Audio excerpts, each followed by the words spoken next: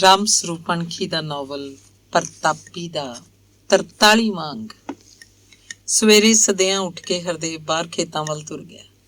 ਇੱਧਰ ਉੱਧਰ ਕਈ ਇੰਜਣ ਚੱਲ ਰਹੇ ਸੀ। ਕਣਕਾਂ ਨੂੰ ਪਾਣੀ ਲਾਇਆ ਜਾ ਰਿਹਾ ਸੀ। ਠੰਡ 'ਚ ਕਣਕ ਦੇ ਕੱਚੇ ਦਾਣਿਆਂ ਦੀ ਮਹਿਕ ਘੁਲੀ ਹੋਈ ਸੀ। ਬੜਾ ਖੁਸ਼ਗਵਾਰ ਮੌਸਮ ਸੀ। ਉਹਨੇ ਜੰਗਲ ਪਾਣੀ ਹੋ ਕੇ ਕਿੱਕਰ ਦੀ ਇੱਕ ਨੀਵੀਂ ਡਾਹਣੀ ਥੱਲੇ ਨੂੰ ਕੀਤੀ ਦਾਤਣ ਤੋੜ ਲਈ। ਇੰਜਣ ਦੇ ਵਰਗੇ ਪਾਣੀ ਨੂੰ ਦੇਖਦਾ ਤੇ ਦਾਤਣ ਕਰਦਾ ਉਹ ਖਾਸਾ ਚਿਰ ਖਾਲ ਦੀ ਵੱਟ ਤੇ ਖੜਾ ਰਿਹਾ। ਫਿਰ ਦਾਤਣ ਕਰਦਾ ਹੀ ਹੌਲੀ ਹੌਲੀ ਤੁਰ ਕੇ ਘਰ ਆ ਗਿਆ। ਖੇਤਾਂ ਵੱਲ ਜਾਂਦੇ ਤੇ ਮੁੜਦੇ ਹੋਏ ਉਹਨੂੰ ਅਗਵਾੜ ਦੇ ਕਈ ਬੰਦੇ ਮਿਲੇ। ਹਰ ਇੱਕ ਉਹਦਾ ਹਾਲ ਚਾਲ ਪੁੱਛਦਾ, ਹਰ ਇੱਕ ਨੂੰ ਸਤਿ ਸ੍ਰੀ ਅਕਾਲ ਬੁਲਾਉਂਦਾ, ਕਿਸੇ ਬੁੜੀ ਨੂੰ ਮੱਥਾ ਟੇਕਦਾ। ਹਰ ਕੋਈ ਆਖਦਾ, ਚੰਗਾ ਭਾਈ ਮਿਲ ਗਿਆ, ਗੇੜਾ ਮਾਰ ਲਿਆ ਕਰ ਪਿੰਡ ਦਾ, ਜੰਮਣ ਭੂਆ ਹੈ। ਫਿਰ ਵੀ ਬੁੜੀਆਂ ਪੁੱਛਦੀਆਂ, ਬਹੂ ਵਿਆਹੀ ਹੋਈ ਹੈ ਹੋਣੀ ਹੈ। ਇਸੇ ਤਰ੍ਹਾਂ ਇੰਨੇ ਮੋਹ ਪਿਆਰ ਨਾਲ ਮਿਲਦੇ ਪਿੰਡ ਦੇ ਬੰਦੇ ਉਹਨੂੰ ਚੰਗੇ ਲੱਗ ਗਏ। ਗੁਰਦੇਵ ਹਾਲੇ ਸੁੱਤਾ ਪਿਆ ਸੀ। ਰਤਨੋ ਨੇ ਹਰਦੇਵ ਨੂੰ ਚਾਹ ਦਾ ਗਲਾਸ ਫੜਾਇਆ ਤੇ ਹੱਸੀ। ਤੇਰਾ ਭਾਈ ਤਾਂ ਪਤਾ ਨਹੀਂ ਕਦੋਂ ਉੱਠੂ, ਤੂੰ ਪੀ ਲੈ ਚਾਹ, ਜਿੱਦਣ ਪੀਤੀ ਹੋਵੇ ਐਂ ਕਰਦਾ ਇਹ। ਦਾਤਣ ਪਰਾਂ ਸੁੱਟ ਕੇ ਕੁਰਲੀ ਕਰਕੇ ਹਰਦੇਵ ਚਾਹ ਪੀਣ ਲੱਗਿਆ। ਮਨਜੀਤ ਵਰਾਂਡੇ 'ਚ ਇਕੱਲੀ ਬੈਠੀ ਸੀ। ਉਹ ਚਾਹ ਪੀ ਚੁੱਕੀ ਸੀ। ਜਗਰੂਪ ਸੁੱਤਾ ਪਿਆ ਸੀ। ਹਰਦੇਵ ਮਨਜੀਤ ਕੋਲ ਜਾ ਬੈਠਾ, ਇੱਕ ਅਲੱਗ ਕੁਰਸੀ ਲੈ ਕੇ। ਮਨਜੀਤ ਨੇ ਗੱਲ ਛੇੜੀ ਕਿ ਮਾਂ ਝਗੜਾ ਪਾਈ ਬੈਠੀ ਹੈ। ਗੱਲ ਪੰਚਾਇਤ ਤੱਕ ਪਹੁੰਚ ਗਈ। ਸਰਪੰਚ ਨੇ ਉਹਨੂੰ ਸਮਝਾਇਆ ਸੀ ਕਿ ਉਹ 6 ਮਹੀਨੇ ਦਾਣੇ ਲੈ ਲਿਆ ਕਰੇ, ਪਰ ਉਹ ਤਾਂ 4 ਕਿੱਲੇ ਜ਼ਮੀਨ ਤੇ ਅੜੀ ਬੈਠੀ ਹੈ। ਬਾਪੂ ਕਹਿੰਦਾ ਜ਼ਮੀਨ ਮੈਂ ਦੇਣੀ ਨਹੀਂ, ਖਾਸਾ ਰੱਟਾ ਪਿਆ ਹੋਇਆ। ਕੱਲ ਸ਼ਾਮ ਜਦੋਂ ਹਰਦੇਵ ਬਾਹਰਲੇ ਘਰੋਂ ਬਿਨਾਂ ਦੱਸੇ ਹੀ ਬਾਹਰ ਨੂੰ ਤੁਰ ਗਿਆ ਸੀ ਤਾਂ ਸੱਥ 'ਚ ਬਿੰਦ ਝੱਟ ਖੜ ਕੇ ਅੰਦਰਲੇ ਘਰ ਜਾ ਵੜਿਆ ਸੀ।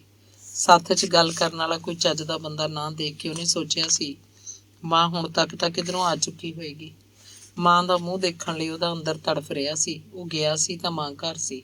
ਚੁੱਲ੍ਹੇ 'ਚ ਅੱਗ ਬਲ ਰਹੀ ਸੀ। ਧੋਤੀ ਮੂੰਗੀ ਦੀ ਦਾਲ ਧਰ ਰੱਖੀ ਸੀ। ਰੋਟੀਆਂ ਪਕਾਉਣ ਲਈ ਉਹ ਆਟਾ ਗੁੰਨ ਰਹੀ ਸੀ। ਹਰਦੇਵ ਨੂੰ ਦੇਖ ਕੇ ਆਟਾ ਲਿਬੜੇ ਹੱਥਾਂ ਨਾਲ ਹੀ ਖੜੀ ਹੋਈ ਸੀ ਤੇ ਉਹਨੂੰ ਆਪਣੀ ਜੱਫੀ 'ਚ ਲੈ ਕੇ ਹਿੱਕ ਨਾਲ ਲਾ ਲਿਆ। ਉਹਦੀਆਂ ਬੁਝੀਆਂ ਅੱਖਾਂ 'ਚ ਹਰਦੇਵ ਨੇ ਚਮਕ ਦੇਖੀ। ਚੌਂਤਰੇ ਮੂਹਰੇ ਡਏ ਪਏ ਮੰਜੇ ਤੇ ਬਿਠਾ ਕੇ ਉਹਦਾ ਹਾਲ ਚਾਲ ਪੁੱਛਣ ਲੱਗੀ। ਹਰਦੇਵ ਨੇ ਦੱਸਿਆ, ਮਨਜੀਤ ਤੇ ਜਗਰੂਪ ਵੀ ਆਏ ਹੋਏ ਆ। ਮਾਂ ਦੀਆਂ ਅੱਖਾਂ ਚੌੜੀਆਂ ਹੋਈਆਂ। ਕਿੱਥੇ ਨੇ ਉਹ? ਉੱਧਰ ਨੇ। ਕਿਹਾ ਤਾਂ ਮਾਂ ਨੇ ਜਿਵੇਂ ਸਾਹ ਰੋਕ ਲਿਆ ਹੋਵੇ। ਇੱਧਰ ਨਾ ਆਏ। ਉਹਨੇ ਫੇਰ ਆਟੇ 'ਚ ਮੁੱਠੀ ਦੇ ਲਈ। ਪਹਿਲਾਂ ਇੱਧਰ ਹੀ ਆਏ ਸੀ, ਤੂੰ ਹੈ ਨਹੀਂ ਸੀ ਘਰੇ। ਖਾਸਾ ਚਿਰ ਉਡੀਕਿਆ, ਫਿਰ ਉੱਧਰ ਚਲੇ ਗਏ। ਹੁਣ ਤੜਕੇ ਆਵਾਂਗੇ। ਤੜਕੇ ਆਉਂਗੇ ਤਾਂ ਚੰਗਾ। ਮਾਂ ਨੂੰ ਤਾਂ ਫਿਰ ਵੀ ਤਸੱਲੀ ਸੀ। ਉਹ ਬੈਠਾ ਰਿਹਾ। ਮਾਂ ਦਾਲ ਦਾ ਡਬਕੂ ਥੱਲੇ ਲਾ ਕੇ ਰੋਟੀ ਪਕਾਉਣ ਲੱਗੀ। ਭੁੱਖ ਲੱਗੀ ਹੋਈ ਸੀ। ਹਰਦੇਵ ਦਾ ਰੋਟੀ ਖਾਣ ਨੂੰ ਜੀ ਕੀਤਾ। ਕਹਿੰਦਾ, ਬੇਬੇ ਸਾਗ ਨਹੀਂ ਧਰਦੀ, ਉੱਧਰ ਤਾਂ ਸਾਗ ਹੈ, ਤੋੜ ਕੇ ਕੌਣ ਲਿਆਵੇ ਭਾਈ, ਐਡੀ ਖੇਚਲ ਕੌਣ ਕਰੇ। ਉੱਧਰ ਨਹੀਂ ਦੇ ਕੇ ਜਾਂਦਾ ਕੋਈ, ਉੱਧਰੋਂ ਨਹੀਂ ਦੇ ਕੇ ਜਾਂਦਾ ਕੋਈ। ਚੁੱਪੀ ਭਲੀ ਹੈ ਭਾਈ, ਕਾਹਨੂੰ ਛੇੜਦਾ? ਤੜਕੇ ਆਈ ਦੱਸੂ। ਹਰਦੇਵ ਨੇ ਆਪ ਹੀ ਟੋਕਰੇ 'ਚੋਂ ਕੌਲੀ ਚੁੱਕੀ। ਕਹਿੰਦਾ, ਭਾਈ ਪਾਈ ਬੇਬੇ ਕੜਛੀ, ਇੱਕ ਰੋਟੀ ਦੇ ਦੇ ਬਸ। ਉਹ ਕਣਕ ਦੀਆਂ ਰੋਟੀਆਂ ਪਕਾ ਰਹੀ ਸੀ। ਹਰਦੇਵ ਨੇ 2 ਰੋਟੀਆਂ ਖਾ ਲਈਆਂ, ਰੱਜ ਕੇ ਪਾਣੀ ਪੀ ਲਿਆ। ਹਨੇਰਾ ਉਤਰਨ ਲੱਗਿਆ ਸੀ। ਮੁੜਦਾ ਹੋਇਆ ਕਹਿੰਦਾ, ਚੰਗਾ ਬੇਬੇ, ਤੜਕੇ ਇੱਧਰ ਹੋ ਕੇ ਜਾਵਾਂਗੇ। ਜਾਓਗੇ ਕਿੱਥੇ? ਰਹਿੰਦੇ ਨਹੀਂ ਕੱਲ ਨੂੰ? ਕੱਲ ਨੂੰ ਮਲਕਪੁਰ ਜਾਣ ਦੀ ਸਲਾਹ ਹੈ, ਬੀਬੋ ਨੂੰ ਮਿਲਾਵਾਂਗੇ, ਹਰਦੇਵ ਨੇ ਕਿਹਾ। ਮਾਂ ਦੀਆਂ ਅੱਖਾਂ 'ਚ ਫਿਰ ਚਮਕ ਆਈ। ਕਹਿੰਦੀ, ਚੰਗਾ ਭਾਈ, ਇਹ ਤਾਂ ਮਰ ਗਏ ਸਾਰੇ ਉਹਦੇ ਕੰਨੀਓ। ਤੂੰ ਜਾਏਂਗਾ ਤਾਂ ਉਹਦਾ ਕਾਲਜਾ ਠਰੂਗਾ, ਮਾਪਿਆਂ ਬਾਰੀ ਦਾ।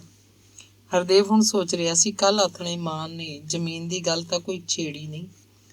ਮਨਜੀਤ ਮੂੰਹੋਂ ਉਹ ਇਹ ਕੀ ਸੁਣ ਰਿਹਾ? ਉਹਨੇ ਇਹ ਵੀ ਯਾਦ ਕੀਤਾ ਕਿ ਜ਼ਮੀਨ ਦੀ ਗੱਲ ਤਾਂ ਕੀ, ਉਹਨੇ ਕੋਈ ਵੀ ਗੱਲ ਨਹੀਂ ਕੀਤੀ। ਇੰਨਾ ਜ਼ਰੂਰ ਕਿਹਾ ਸੀ, ਤੜਕੇ ਆਈ ਦੱਸੂ। ਅੱਜ ਫੇਰ ਉਹਨੇ ਇਹੀ ਗੱਲਾਂ ਕਰਨੀਆਂ ਹੋਣਗੀਆਂ। ਉਹ ਕੱਲ ਜਦੋਂ ਦਾ ਆਇਆ ਸੀ, ਬਾਪੂ ਨਾਲ ਇੱਕ ਵੀ ਗੱਲ ਨਹੀਂ ਹੋ ਸਕੀ। ਚਾਹ ਪੀ ਕੇ ਉਹ ਬਾਪੂ ਕੋਲ ਜਾ ਬੈਠਾ। ਬਿਸਤਰਾ ਇਕੱਠਾ ਸੀ। ਸ਼ਾਇਦ ਉਡੀਕ ਰਿਹਾ ਹੋਏਗਾ ਕਿ ਹਰਦੇਵ ਉਹਦੇ ਕੋਲ ਆਵੇ ਤੇ ਗੱਲਾਂ ਕਰੇ। ਗੱਜਣ ਨੇ ਜਗਰੂਪ ਨੂੰ ਕੱਲ ਵੀ ਚੁੱਕ ਕੇ ਲੋਰੀਆਂ ਦਿੱਤੀਆਂ ਸੀ। ਅੱਜ ਵੀ ਭੰਤੋ ਉਹਨੂੰ ਉਹਦੀ ਗੋਦੀ 'ਚ ਬਿਠਾ ਗਈ ਸੀ। ਜਗਰੂਪ ਹੁਣੇ ਜਾਗਿਆ ਸੀ ਤੇ ਚਾਹ ਪੀ ਚੁੱਕਿਆ ਸੀ। ਹੋਰ ਰਾਜੀ ਭਾਈ ਦੇਵ? ਹੋਰ ਤਾਂ ਠੀਕ ਰਹਿਣਾ? ਨੌਕਰੀ ਠੀਕ ਹੈ ਤੇਰੀ? ਗੱਜਣ ਪੁੱਛ ਰਿਹਾ ਸੀ। ਹਰਦੇਵ ਸਭ ਹਾਂ ਹਾਂ ਕਰੀ ਗਿਆ। ਠੀਕ ਹੋ ਕੇ ਬੈਠ, ਗੱਜਣ ਮੂੰਹ ਦਿਖਾ ਰਿਹਾ ਸੀ। ਫਿਰ ਬੋਲਿਆ, ਦੇਖ ਲੈ ਭਾਈ, ਤੇਰੀ ਮਾਂ ਜ਼ਮੀਨ ਮੰਗਦੀ ਹੈ। ਬੁੜੀਆਂ ਨੇ ਜ਼ਮੀਨ ਕੀ ਕਰਨੀ ਹੁੰਦੀ ਹੈ? ਦਾਣਾ ਪੱਕਾ ਲਈ ਜਾਵੇ। ਪਹਿਲਾਂ ਕਿਹੜਾ ਨਹੀਂ ਦਿੰਦੇ, ਹੋਰ ਵੱਧ ਲੈ ਲਿਆ ਕਰੇ। ਦੁੱਧ ਜਾਂਦਾ ਇੱਧਰੋਂ ਹਮੇਸ਼ਾ, ਤੜਕੇ ਵੀ ਆਥਣੇ ਵੀ। ਤੂੰ ਆਇਆ ਹੋਇਆ, ਉਹਨੂੰ ਸਮਝਾ ਕੇ ਜਾਈਂ। ਭਾਈ ਮੈਂ ਜ਼ਮੀਨ ਤੋਂ ਕੀ ਲੈਣਾ ਭਲਾ? ਜ਼ਮੀਨ ਤੁਹਾਡੇ ਦੋਹਾਂ ਭਰਾਵਾਂ ਦੀ, ਮੈਂ ਤਾਂ ਤੁਹਾਡੀ ਖਾਤਰ ਹੀ। ਸਮਝ ਗਿਆ ਨਾ? ਉਹ ਚੁੱਪਚਾਪ ਸਭ ਸੁਣਦਾ ਜਾ ਰਿਹਾ ਸੀ। ਗੁਰਦੇਵ ਘਰ ਨਹੀਂ ਸੀ। ਚੰਦਕੁਰ ਵੀ ਇੱਧਰ ਉੱਧਰ ਕਿਧਰੇ ਬੈਠੀ ਸੀ। ਰਤਨੋਂ ਸਵੇਰ ਦੇ ਕੰਮ ਧੰਦੇ ਕਰਦੀ, ਜਾਣ ਬੁੱਝ ਕੇ ਉਹਨਾਂ ਵੱਲ ਗੇੜਾ ਮਾਰਦੀ। ਉਧਰ ਪਿੱਠ ਰੱਖਦੀ, ਪਰ ਕੰਨ ਉਹਦੇ ਉੱਧਰ ਹੀ ਲੱਗੇ ਹੁੰਦੇ, ਸੁਣਦੀ ਕਿ ਉਹ ਪਿਓ ਪੁੱਤ ਕੀ ਗੱਲ ਕਰ ਰਹੇ ਆ। ਗੱਜਣ ਹੀ ਬੋਲ ਰਿਹਾ ਸੀ, ਔਖੇ ਆ ਅਸੀਂ ਤਾਂ ਆਪ ਭਾਈ। ਕਿਹੜੀ ਫਸਲ ਆਉਂਦੀ ਆ ਸਹੁਰੀ? ਆਉਂਦੀ ਹੈ ਖੱਡੀ ਵੜ ਜਾਂਦੀ ਹੈ। ਟਰੈਕਟਰ ਦੀ ਕਿਸ਼ਤ ਮਸਾਂ ਭਰੀ ਦੀ ਹੈ, ਆਈ ਦੀ ਰਹਿੰਦੀ ਹੈ 6 ਮਹੀਨੇ। ਕਬੀਲਦਾਰੀ ਸੁੱਖ ਨਾਲ ਵੱਡੀ ਹੋ ਗਈ, ਤੂੰ ਉਹਨੂੰ ਸਮਝਾ ਕੇ ਜਾ ਭਾਈ, ਇਹ ਗੱਲਾਂ ਠੀਕ ਨਹੀਂ ਹੁੰਦੀਆਂ। ਹਰਦੇਵ ਗਰਮ ਪਾਣੀ ਲੈ ਕੇ ਨਹਾ ਲਿਆ ਤੇ ਦਾੜੀ ਬੰਨ੍ਹ ਕੇ ਤਿਆਰ ਹੋ ਗਿਆ। ਕੋਟ ਪੈਂਟ ਉਹੀ ਸੀ, ਬਸ ਇੱਕ ਕਮੀਜ਼ ਬਦਲ ਲਿਆ। ਪੱਗ ਉਲਟਾ ਕੇ ਬੰਨ੍ਹ ਲਈ, ਬੂਟਾ ਉੱਤੇ ਕੱਪੜਾ ਮਾਰ ਲਿਆ। ਮਨਜੀਤ ਨਹਾਤੀ ਨਹੀਂ, ਮੂੰਹ ਹੱਥ ਧੋ ਲਿਆ। ਜਗਰੂਪ ਦਾ ਵੀ ਉਹਨੇ ਮੂੰਹ ਹੱਥ ਧੋਤਾ, ਬਸ ਸਿਰ ਦੇ ਵਾਲ ਵਾਹ ਕੇ ਟੋਪਾ ਬੰਨ੍ਹ ਲਿਆ। ਕਮੀਜ਼ ਪਜਾਮੀ ਗਰਮ ਸੀ, ਉਹੀ ਰਹਿਣ ਦਿੱਤੇ। ਰਤਨੋ ਨੇ ਪਰੌਂਠੇ ਲਾਏ, ਮੱਖਣੀ ਤੇ ਅਦਰਕ ਦੇ ਅਚਾਰ ਨਾਲ ਪਰੌਂਠੇ ਖਾ ਕੇ ਖੱਟੀ ਲੱਸੀ ਪੀਂਦਿਆਂ ਹਰਦੇਵ ਬਹੁਤ ਗਹਿਰਾ ਸੋਚ ਰਿਹਾ ਸੀ। ਉਹ ਜਦੋਂ ਪਟਿਆਲਿਓਂ ਤੁਰਿਆ ਸੀ ਤਾਂ ਉਹਨੂੰ ਲੱਗਿਆ ਸੀ ਘੱਟੋ ਘੱਟ 10,000 ਤਾਂ ਜੋਗੀਪੁਰੋਂ ਮਿਲ ਹੀ ਜਾਊਗਾ। ਜਿਵੇਂ ਹੋਰ ਰਕਮਾਂ ਦੇ ਜੋੜ ਵਿੱਚ ਇਹ 10,000 ਪਹਿਲਾਂ ਹੀ ਜਮ੍ਹਾਂ ਰਕਮ ਲਿਖੀ ਹੋਈ ਹੋਵੇ। ਪਰ ਇੱਥੇ ਆ ਕੇ ਉਹਦਾ ਜੀ ਭੈੜਾ ਹੋ ਗਿਆ। ਬਾਪੂ ਨੇ ਇੱਕ ਹੋਰ ਹੀ ਨਵਾਂ ਫਿਕਰ ਉਹਦੇ ਪੱਲੇ ਪਾਤਾ ਸੀ ਕਿ ਆਪਦੀ ਮਾਂ ਨੂੰ ਸਮਝਾ, ਅਸੀਂ ਔਖੇ ਹਾਂ। ਟਰੈਕਟਰ ਦੀਆਂ ਕਿਸ਼ਤਾਂ ਗੁਰਦੇਵ ਕੋਲ ਉਹਨੇ ਜਾਣ ਕੇ ਗੱਲ ਨਹੀਂ ਛੇੜੀ ਸੀ। ਸਮਝਿਆ ਸੀ ਇਹ ਗੱਲ ਬਾਪੂ ਕੋਲ ਕਰਨੀ ਉਚਿਤ ਹੋਏਗੀ। ਕੁਰਲੀ ਕਰਕੇ ਜੂਠੇ ਹੱਥ ਧੋਂਦਿਆਂ ਉਹਨੇ ਫੈਸਲਾ ਕੀਤਾ ਕਿ ਬਾਪੂ ਕੋਲ ਪਲਾਟ ਲੈਣ ਦੀ ਗੱਲ ਚਲਾ ਦੇਣੀ ਚਾਹੀਦੀ ਹੈ। ਪੈਸਿਆਂ ਦਾ ਸਵਾਲ ਖੜਾ ਕਰ ਦੇਣਾ ਠੀਕ ਰਹੇਗਾ, ਨਹੀਂ ਦੇਣਗੇ ਨਾ ਦੇਣ। ਇਹਨਾਂ ਨੂੰ ਮੇਰੀ ਹੋਂਦ ਦਾ ਅਹਿਸਾਸ ਤਾਂ ਰਹੇਗਾ ਕਿ ਘਰ 'ਚ ਮੇਰਾ ਵੀ ਕੋਈ ਹਿੱਸਾ ਹੈ, ਮੇਰਾ ਵੀ ਕੋਈ ਅਧਿਕਾਰ ਹੈ, ਮੈਂ ਵੀ ਇਸੇ ਘਰ ਦਾ ਪੁੱਤ ਧੀ ਹਾਂ। ਬਾਪੂ ਮੈਂ ਅੰਦਰਲੇ ਘਰ ਬੇਬੇ ਕੋਲ ਜਾਣਾ, ਤੂੰ ਹਾਲੇ ਘਰ ਹੀ ਹੈ ਜਾਂ ਜਾਣਾ ਕਿਧਰੇ? ਹਰਦੇਵ ਨੇ ਪੁੱਛਿਆ। ਨਹੀਂ ਮੈਂ ਕਿਧਰੇ ਨਹੀਂ ਜਾਂਦਾ, ਤੂੰ ਜਾ ਉੱਧਰ, ਮੈਂ ਫੇਰ ਹੀ ਜਾਊਂਗਾ ਪਿੰਡ 'ਚ ਕਿਧਰੇ। ਗੱਜਣ ਹਰਦੇਵ ਮੂੰਹੋਂ ਪ੍ਰਤਾਪੀ ਦੀ ਗੱਲ ਸੁਣਨਾ ਚਾਹੁੰਦਾ ਸੀ। ਮਨਜੀਤ ਨੇ ਪਰੌਠੇ ਖਾ ਲਏ। ਜਗਰੂਪ ਨੂੰ ਉਹਨੇ ਦੁੱਧ ਪਿਆਤਾ। ਤਿਆਰ ਹੋ ਕੇ ਉਹ ਅੰਦਰਲੇ ਘਰ ਜਾ ਵੜੇ। ਪ੍ਰਤਾਪੀ ਉਡੀਕੀ ਜਾਂਦੀ ਸੀ। ਜਗਰੂਪ ਨੂੰ ਉਹਨੇ ਘੁੱਟ ਕੇ ਹਿੱਕ ਨਾਲ ਲਾ ਲਿਆ ਤੇ ਰੋਣ ਲੱਗ ਪਈ। ਉਹਦੇ ਮੂੰਹ ਭਿੱਜੇ ਬੋਲ ਹੰਝੂਆਂ ਨਾਲ ਤਰਬਤਰ ਸਨ। ਨਹੀਂ ਸਦਕੇ ਜਾਵਾਂ ਮੈਂ, ਮੇਰੀ ਡੱਡ ਦੇ, ਮੇਰੇ ਹੱਥ ਮੱਥੇ ਹੋਵੇ ਕੁਛ ਤਾਂ ਮੈਂ ਪੂਰਾ ਲਾਡ ਲਡਾਵਾਂ ਤੈਨੂੰ। ਪਹਿਲਾਂ ਉਹ ਬੀਬੋ ਰੋਂਦੀ ਤਸਿਆਂਦੀ ਤੁਰ ਗਈ, ਖਾਲਮ ਖਾਲੀ ਡੁੱਬ ਜਾਣੀ। ਫਿਰ ਹਰਦੇਵ ਵੱਲ ਝਾਕ ਕੇ ਬੋਲੀ, ਪੁੱਤ ਮੇਰੀ ਤਾਂ ਕੁਛ ਨਹੀਂ ਜੂਨ ਭਾਈ, ਇੱਕ ਬਸ ਸਾਹ ਰੋਲਦੀਆਂ। ਕੁੜੀ ਨੂੰ ਡਾਲ ਨਹੀਂ ਦਿੱਤਾ ਪੱਟੀ ਮੋੜੀ ਵਾਲਿਆਂ ਨੇ। ਮੁੰਡਾ ਲੈ ਕੇ ਆਉਂ ਤੁਰ ਗਈ ਜਿਵੇਂ ਉਹਦਾ ਕੋਈ ਹੋਵੇ ਹੀ ਨਾ। ਨਹੀਂ ਬੇਜੀ ਅਸੀਂ ਹੁਣ ਜਾਵਾਂਗੇ ਅੱਜ ਹੀ ਬੀਬੀ ਕੋਲ, ਅਸੀਂ ਸਭ ਕਰਕੇ ਆਵਾਂਗੇ। ਮਨਜੀਤ ਬੋਲੀ। ਕੀ ਕਰਕੇ ਆਏਂਗੀ ਧੀਏ? ਮੁੰਡੇ ਵਾਸਤੇ 5 ਝੱਗੇ ਪੋਤੜੇ ਲੈ ਚੱਲੀਆਂ ਮੈਂ, 3 ਤਾਂ ਸੂਟ ਸੂਤੀ, ਇੱਕ ਗਰਮ ਸੂਟ, ਕਮੀਜ਼ ਪਜਾਮੀ, ਨਾਲ ਨੂੰ ਟੋਪਾ, ਇੱਕ ਤੌਲੀਆ ਕਰਕੇ ਇੱਕ ਸੂਟ ਬੀਬੀ ਦਾ। ਬਸ? ਹਾਂ, ਮਨਜੀਤ ਨੇ ਅੱਖਾਂ ਝਮਕੀਆਂ। ਸੱਸ ਨੂੰ ਤੇ ਪ੍ਰਾਹੁਣੇ ਨੂੰ? ਉਹ ਚੱਲ ਮੈਂ ਕਰ ਦਿੰਦੀ ਹਾਂ, ਇੱਕ ਖੇਸ ਮੇਰੇ ਕੋਲ ਸੂਟ ਵੀ ਹੈਗਾ, ਉਹ ਸੱਸ ਨੂੰ ਹੋ ਜੂ। ਪ੍ਰਤਾਪੀ ਸੰਤੁਸ਼ਟ ਜਾਪਦੀ ਸੀ। ਭੰਤੋ ਉਹਨਾਂ ਦੇ ਨਾਲ ਹੀ ਅੰਦਰਲੇ ਘਰ ਆ ਗਈ ਸੀ। ਉਹ ਆਪ ਨਹੀਂ ਆਈ, ਉਹਦੀ ਮਾਂ ਨੇ ਉਹਨੂੰ ਭੇਜਿਆ ਸੀ। ਉਹ ਸੁਣ ਕੇ ਆਵੇ ਅੰਦਰਲੇ ਘਰ ਬੁੜੀ ਨੇ ਉਹਨਾਂ ਨਾਲ ਕੀ ਗੱਲਾਂ ਕੀਤੀਆਂ, ਜਿਵੇਂ ਕਿ ਔਰਤਾਂ ਨੂੰ ਦੇਣ ਲੈਣ ਵਾਲੇ ਕੱਪੜੇ ਦੇਖਣ ਤੇ ਦਿਖਾਉਣ ਦਾ ਚਾਅ ਹੁੰਦਾ। ਮਨਜੀਤ ਨੇ ਬਾਹਰਲੇ ਘਰੋਂ ਭੰਤੋ ਹੱਥ ਅਟੈਚੀ ਮੰਗਵਾ ਲਿਆ। ਬੈਗ ਵੀ ਅਟੈਚੀ ਨੂੰ ਜਿੰਦਾ ਲੱਗਿਆ ਹੋਇਆ ਸੀ ਤੇ ਬੈਗ 'ਚ ਸਭ ਕੁਝ ਪਾ ਕੇ ਸੰਭਾਲਿਆ ਪਿਆ ਸੀ। ਮਲਕਪੁਰ ਨੂੰ ਲਿਜਾਣ ਲਈ ਮਨਜੀਤ ਨੇ ਤੀਜਾ ਨਗ ਇੱਕ ਹੋਰ ਬਣਾ ਲਿਆ। ਸੱਸ ਤੋਂ ਇੱਕ ਪੁਰਾਣੀ ਧਰਾਣੀ ਸਲਾਰੀ ਲੈ ਲਈ ਤੇ ਫਿਰ ਪ੍ਰਤਾਪੀ ਆਪ ਹੀ 4 ਕਿੱਲੇ ਜ਼ਮੀਨ ਦੀ ਗੱਲ ਲੈ ਕੇ ਬੈਠ ਗਈ। ਉਹ ਕਹਿੰਦੀ ਗਈ, ਹਰਦੇਵ ਸੁਣਦਾ ਗਿਆ। ਹਰਦੇਵ ਨੂੰ ਲੱਗ ਰਿਹਾ ਸੀ ਬੇਬੇ ਸਭ ਸੱਚ ਬੋਲ ਰਹੀ ਹੈ। ਉਹਦੀ ਜਾਨ ਬਹੁਤ ਦੁਖੀ ਹੈ। ਉਹਦੇ ਧੁਰ ਅੰਦਰ ਨਿੱਕਾ ਨਿੱਕਾ ਵਿਦਰੋਹ ਵੀ ਜਾਗ ਰਿਹਾ ਸੀ ਕਿ ਮਾਂ ਨੂੰ ਇਨਸਾਫ ਮਿਲਣਾ ਚਾਹੀਦਾ। ਬਾਪੂ ਨੇ ਜ਼ਮੀਨ ਜਾਇਦਾਦ ਦੇ ਲਾਲਚ ਵਿੱਚ ਉਹਦੀ ਜ਼ਿੰਦਗੀ ਤਬਾਹ ਕਰਕੇ ਰੱਖਤੀ। ਬੇਬੇ ਕਿਸੇ ਧਰਮਸ਼ਾਲਾ ਦੀ ਵਸਨੀਕ ਵਾਂਗ ਦਿਨ ਕੱਟ ਰਹੀ ਹੈ। ਉਹਨੂੰ ਕੀ ਹੇਜ ਉਹਦੇ 2 ਪੁੱਤਾਂ ਦਾ? ਉਹਨੂੰ ਕੀ ਹੌਸਲਾ ਪੁੱਤਾਂ ਦੀ 20 ਕਿੱਲੇ ਜ਼ਮੀਨ ਦਾ? ਜ਼ਮੀਨ ਪੁੱਤਾਂ ਨੂੰ ਮਿਲ ਜਾਏਗੀ, ਬੇਬੇ ਨੂੰ ਕੀ ਮਿਲਿਆ? ਉਹ ਇਸ ਜੱਗ ਉੱਤੇ ਜਿਹੋ ਜੀ ਆਈ, ਜਿਹੋ ਜੀ ਨਾ ਆਈ। ਹਰਦੇਵ ਨੂੰ ਬੇਬੇ ਦੀ 4 ਕਿੱਲੇ ਜ਼ਮੀਨ ਲੈਣ ਦੀ ਮੰਗ 16 ਆਨੇ ਠੀਕ ਲੱਗੀ। ਹਰਦੇਵ ਨੇ ਪ੍ਰਤਾਪੀ ਨੂੰ ਸੁਝਾਅ ਦਿੱਤਾ ਕਿ ਇਉਂ ਬਾਪੂ ਮੰਨਣ ਵਾਲਾ ਨਹੀਂ। ਪੰਚਾਇਤ ਨੂੰ ਵੀ ਉਹਨੇ ਆਪਣੇ ਪੱਖ 'ਚ ਕਰ ਰੱਖਿਆ ਹੋਏਗਾ। ਬੁੜੀਆਂ ਦੀ ਕੌਣ ਸੁਣਦਾ? ਸਰਪੰਚ ਪੂਰਨ ਸਿੰਘ ਅਜਿਹਾ ਨਹੀਂ ਕਰ ਸਕੇਗਾ। ਉਹ ਮਹਿਲਾਂ ਨੂੰ ਜਾਵੇ ਮਾਮੇ ਨੇਕਦਾਸ ਕੋਲ। ਮਾਮਾ ਜ਼ੋਰ ਵਾਲਾ ਬੰਦਾ ਹੈ, ਉਹ ਆਪ ਆ ਕੇ ਜ਼ਮੀਨ ਦਵਾ ਦਊਗਾ। ਇਹ ਕੰਮ ਮਾਮਾ ਨੇਕਦਾਸ ਹੀ ਕਰ ਸਕਦਾ ਹੈ। ਤੁਰਨ ਤੋਂ ਪਹਿਲਾਂ ਉਹ ਬਾਹਰਲੇ ਘਰ ਗਏ ਤਾਂ ਜ਼ਰੂਰ, ਪਰ ਹਰਦੇਵ ਨੇ ਬਾਪੂ ਨਾਲ ਮਾਂ ਦੀ ਗੱਲ ਕੋਈ ਨਹੀਂ ਕੀਤੀ। ਗੱਜਣ ਉਤਾਵਲਾ ਸੀ ਪਰ ਚੁੱਪ ਰਿਹਾ। ਚੰਦਕੁਰ ਨੇ ਜਗਰੂਪ ਨੂੰ 21 ਰੁਪਏ ਦਿੱਤੇ। ਇਹ ਸਾਰੇ ਟੱਬਰ ਵੱਲੋਂ ਸੀ। ਪ੍ਰਤਾਪੀ ਨੇ 5 ਰੁਪਏ ਦਿੱਤੇ ਸੀ। ਹਰਦੇਵ ਤੇ ਮਨਜੀਤ ਲਈ ਪ੍ਰਤਾਪੀ ਦੇ 5 ਰੁਪਏ 500 ਤੋਂ ਵੱਧ ਸੀ, ਜਦੋਂ ਕਿ ਉਹਨਾਂ ਦੇ 1 ਰੁਪਏ ਦਾ ਮੁੱਲ ਵੀ ਨਹੀਂ ਰੱਖਦੇ ਸੀ। ਗੱਲ ਮੋਹ ਦੀ ਹੁੰਦੀ ਹੈ, ਰੁਪਇਆਂ ਦੀ ਨਹੀਂ। ਉਹ ਮਲਕਪੁਰ ਦੁਪਹਿਰ ਤੋਂ ਪਹਿਲਾਂ ਪਹੁੰਚ ਗਏ। ਬੀਬੋ ਉਹਨਾਂ ਨੂੰ ਦੇਖ ਕੇ ਖਿੜ ਉੱਠੀ, ਜਿਵੇਂ ਕੁਝ ਥਿਆ ਗਿਆ ਹੋਵੇ। ਪਰ ਗੱਲਾਂ ਹੋਣ ਲੱਗੀਆਂ ਤਾਂ ਘਰ ਦੀਆਂ ਕੰਧਾਂ ਉਦਾਸ ਦਿਸੀਆਂ। ਘਰ 'ਚ ਨਾ ਉਹਦਾ ਸਹੁਰਾ ਸੀ, ਨਾ ਸੱਸ। ਪ੍ਰਾਹੁਣਾ ਵੀ ਨਹੀਂ ਸੀ। ਦੋਵੇਂ ਮਾਂ ਪੁੱਤ ਜਿਉਣੇ ਨੂੰ ਲੈ ਕੇ ਲੁਧਿਆਣੇ ਗਏ ਹੋਏ ਸੀ। ਗਿਆ ਨੂੰ ਵੀ 10 ਦਿਨ ਹੋ ਚੁੱਕੇ ਸੀ। ਜਿਉਣੇ ਦੇ ਪੇਟ 'ਚ ਰਸੌਲੀ ਦੱਸੀ ਗਈ ਸੀ। ਬਠਿੰਡੇ ਵਾਲੇ ਸਰਕਾਰੀ ਹਸਪਤਾਲ ਨੇ ਉਹਨੂੰ ਲੁਧਿਆਣੇ ਭੇਜਤਾ ਸੀ। ਹੁਣ ਉਹ ਦਇਆਨੰਦ ਹਸਪਤਾਲ 'ਚ ਸੀ।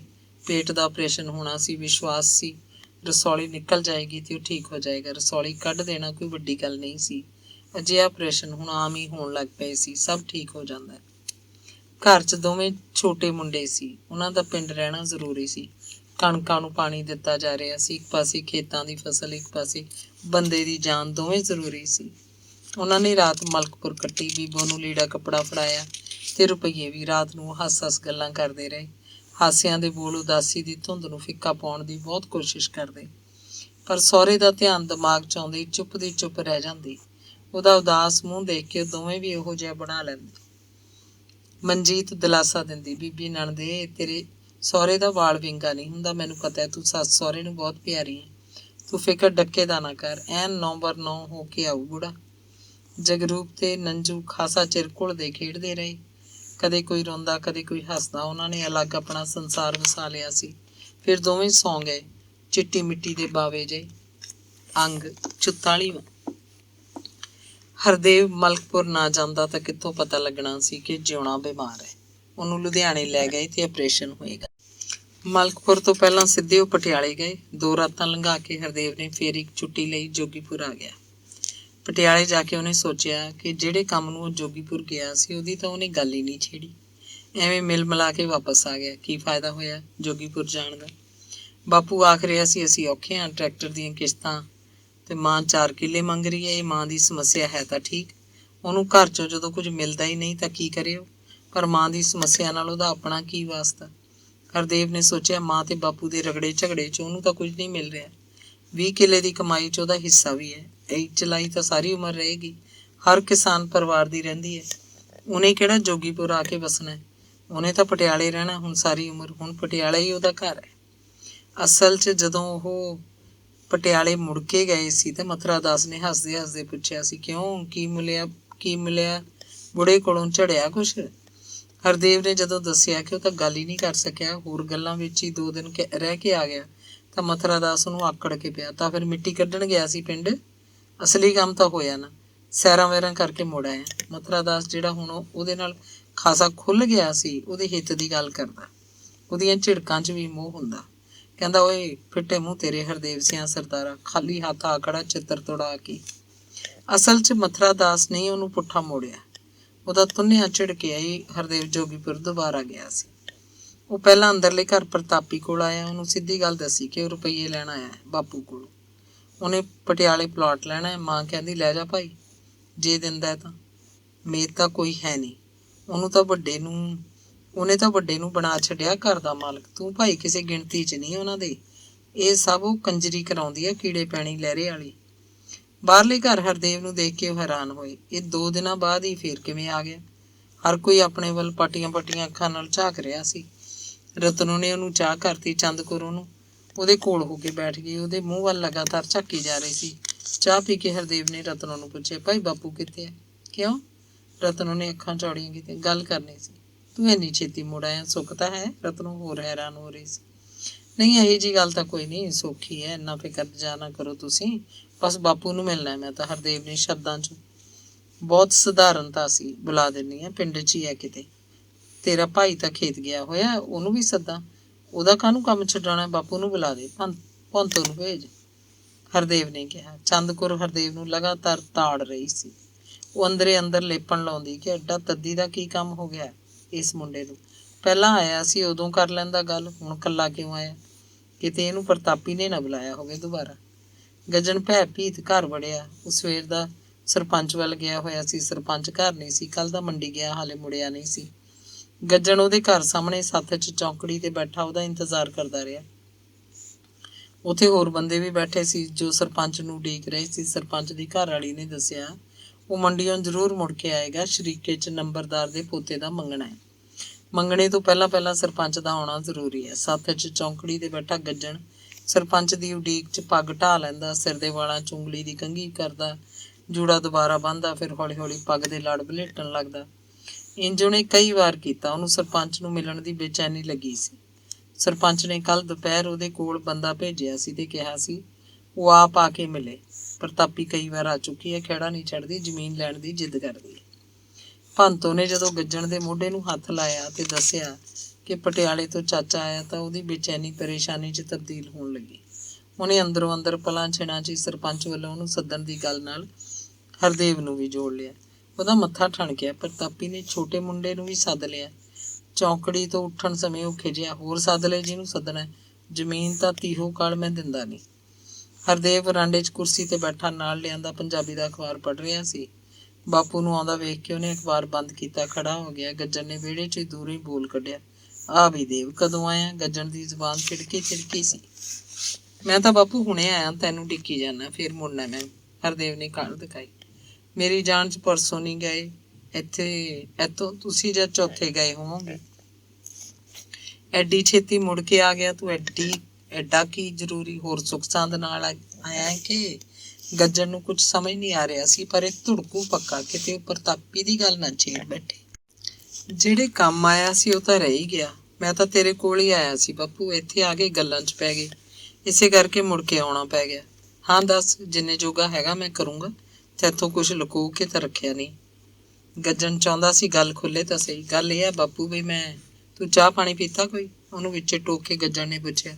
ਆਪਣੇ ਜਾਣੇ ਮੂੰਹ ਦਿਖਾਇਆ। ਹਾਂ ਚਾਹ ਪੀ ਲਈ ਮੈਂ, ਰਤਨੋਂ ਨੇ ਕਰਤੀ ਸੀ।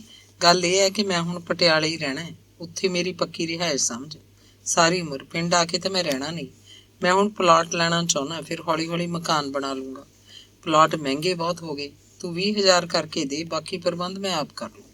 ਗੱਲ ਮੁਕਾ ਕੇ ਹਰਦੇਵ ਗੱਜਣ ਦੇ ਮੂੰਹ ਵੱਲ ਝਾਕਣ ਲੱਗਿਆ, ਉਮੀਦ ਭਰੀਆਂ ਨਿਗਾਹਾਂ ਨਾਲ। ਗੱਜਣ ਦੇ ਚਿਹਰੇ ਤੇ ਨੂਰਾਨੀ ਸੀ, ਪਰੇਸ਼ਾਨੀ ਜਿਵੇਂ ਖੰਭ ਲਾ ਕੇ ਉੱਡ ਗਈ ਹੋਵੇ। ਉਹਦੇ ਮੀਚੇ ਬੁੱਲ ਹੌਲੀ-ਹੌਲੀ ਖੁੱਲਣ ਲੱਗੇ, ਬੁੱਲਾਂ ਦੀ ਸੁੱਕੀ ਪੇਪੜੀ ਤੇ ਮੁਸਕਾਨ ਦੀ ਸਿੱਲ ਬੈਠ ਗਈ। ਉਹ ਬੋਲਿਆ, ਇਹ ਤਾਂ ਵਧੀਆ ਸੋਚਿਆ ਭਾਈ ਤੈਂ, ਆਪਦੀ ਚੀਜ਼ ਬਣਦੀ ਹੈ, ਇਦੋਂ ਕੀ ਚੰਗਾ। ਸਾਰਾ ਕਿੰਨਾ ਪੈਸਾ ਲੱਗ ਜੂ? 50,000। ਫਿਰ ਪੁੱਛੇ 60,000, ਹਰਦੇਵ ਨੇ ਦੱਸਿਆ। ਗੱਜਣ ਦੀਆਂ ਅੱਖਾਂ ਟੱਡੀਆਂ ਰਹਿ ਗਈਆਂ। ਬੋਲਿਆ, ਹਲਾ, ਇੰਨੀ ਰਕਮ ਕਿੱਥੋਂ ਇਕੱਠੀ ਕਰੇਂਗਾ? ਫਿਰ ਉਹ ਸਭ ਹੋ ਜੂ, ਦੇਖਦਾ ਜਾ, ਤੂੰ ਬਸ 20 ਕਰ ਦੇ ਮੈਨੂੰ। 20 ਹੋਵੇ ਤਾਂ ਇੱਕ ਕਿੱਲਾ ਹੋਰ ਭੋਏ ਨਾ ਲੈ ਲਈਏ। 20 ਤਾਂ ਬਹੁਤ ਵੱਡੀ ਗੱਲ ਹੈ ਭਾਈ, ਤੂੰ ਸਿਆਣਾ। ਰੁਪਈਏ ਕਿਹੜਾ ਅੰਦਰ ਕੋਠੀ 'ਚ ਧਰੇ ਪਏ ਆ ਮੇਰੇ। ਕਬੀਲਦਾਰੀ ਮਸਾਂ ਤੁਰਦੀ ਹੈ, ਤੈਨੂੰ ਕਿਹੜਾ ਗਿਆਨ ਨਹੀਂ ਸਾਰਾ? ਉਦਣ ਆਪਣੀਆਂ ਗੱਲਾਂ ਹੋਈਆਂ ਸੀ, ਹੋਰ ਫਿਰ ਕਿਵੇਂ ਕਰੇਂਗਾ? 15 ਕਰਦੇ ਚੱਲ। ਹਰਦੇਵ ਥੱਲੇ ਉਤਰ ਆਇਆ।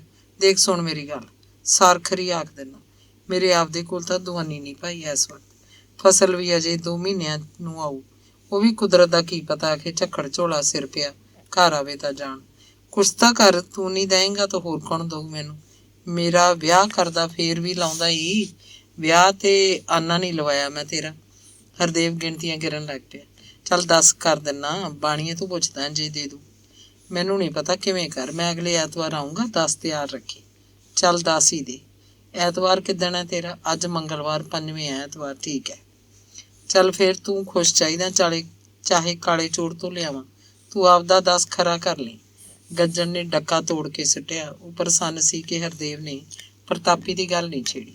ਰਤਨੋਂ ਨੇ ਰੋਟੀ ਪਕਾ ਰੱਖੀ ਸੀ। ਰੋਟੀ ਖਾ ਕੇ ਹਰਦੇਵ ਨੇ ਬਾਪੂ ਤੋਂ ਛੁੱਟੀ ਲਈ, ਮਾਸੀ ਨੂੰ ਮੱਥਾ ਟੇਕਿਆ, 3 ਜਵਾਕਾਂ ਨਾਲ ਲਾਡ ਕਰਕੇ ਅੰਦਰਲੇ ਘਰ ਆ ਗਿਆ। ਕਹਿਣ ਲੱਗਿਆ, ਚੰਗਾ ਬੇਬੇ ਚੱਲਦਾ ਮੈਂ। ਰੋਟੀ ਉੱਧਰ ਖਾ ਲਈ ਸੀ। ਮੈਂ ਕਿਹਾ ਜਾਂਦਾ ਜਾਂਦਾ ਮਿਲ ਜਾ ਤੈਨੂੰ। ਵਗਦਾ ਜਾਈ, ਜਾਵੇਂਗਾ ਹੀ। 10 ਬਣਿਆ ਤੇਰਾ ਕੰਮ? ਹਾਂ ਬਾਪੂ ਕਹਿੰਦਾ 10 ਕਰ ਦੂੰ। 10,000? ਹਾਂ।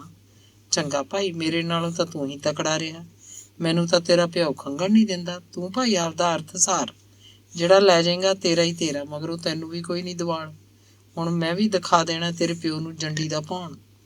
ਮੈਂ ਵੀ ਪਿਓ ਦੀ ਧੀ ਨਹੀਂ, ਕਿਸੇ ਚੂੜੇ ਦੀ ਹੋਂ ਜੇ ਜ਼ਮੀਨ ਨਾ ਲੈ ਕੇ ਦਿਖਾਈ। ਜਾਨੀ ਆ ਮੈਂ ਵੀ ਮਹਿਲਾਂ ਨੂੰ, ਤੇਰੇ ਮਾਮੇ ਨੂੰ ਲੈ ਕੇ ਲਾਉਣੀ ਆ।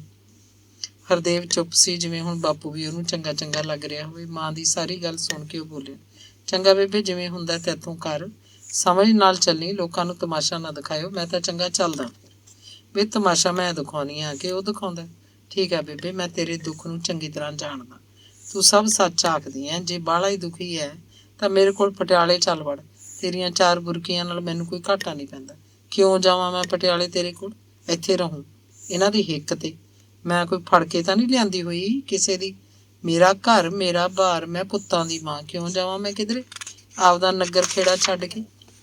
ਸੱਚ ਇੱਕ ਗੱਲ ਦੱਸਣੀ ਤਾਂ ਮੈਂ ਭੁੱਲ ਗਿਆ ਤੈਨੂੰ। ਅਸੀਂ ਮਲਕਪੁਰ ਗਏ ਸੀ ਨਾ। ਬੀਬੋ ਦਾ ਸਹੁਰਾ ਬਿਮਾਰ ਹੈ, ਲੁਧਿਆਣੇ ਹਸਪਤਾਲ 'ਚ ਹੈ। ਬੀਬੋ ਦੀ ਸੱਸ ਤੇ ਪ੍ਰਾਹੁਣਾ ਵੀ ਨਾਲ ਹੀ ਗਏ ਹੋਏ ਆ।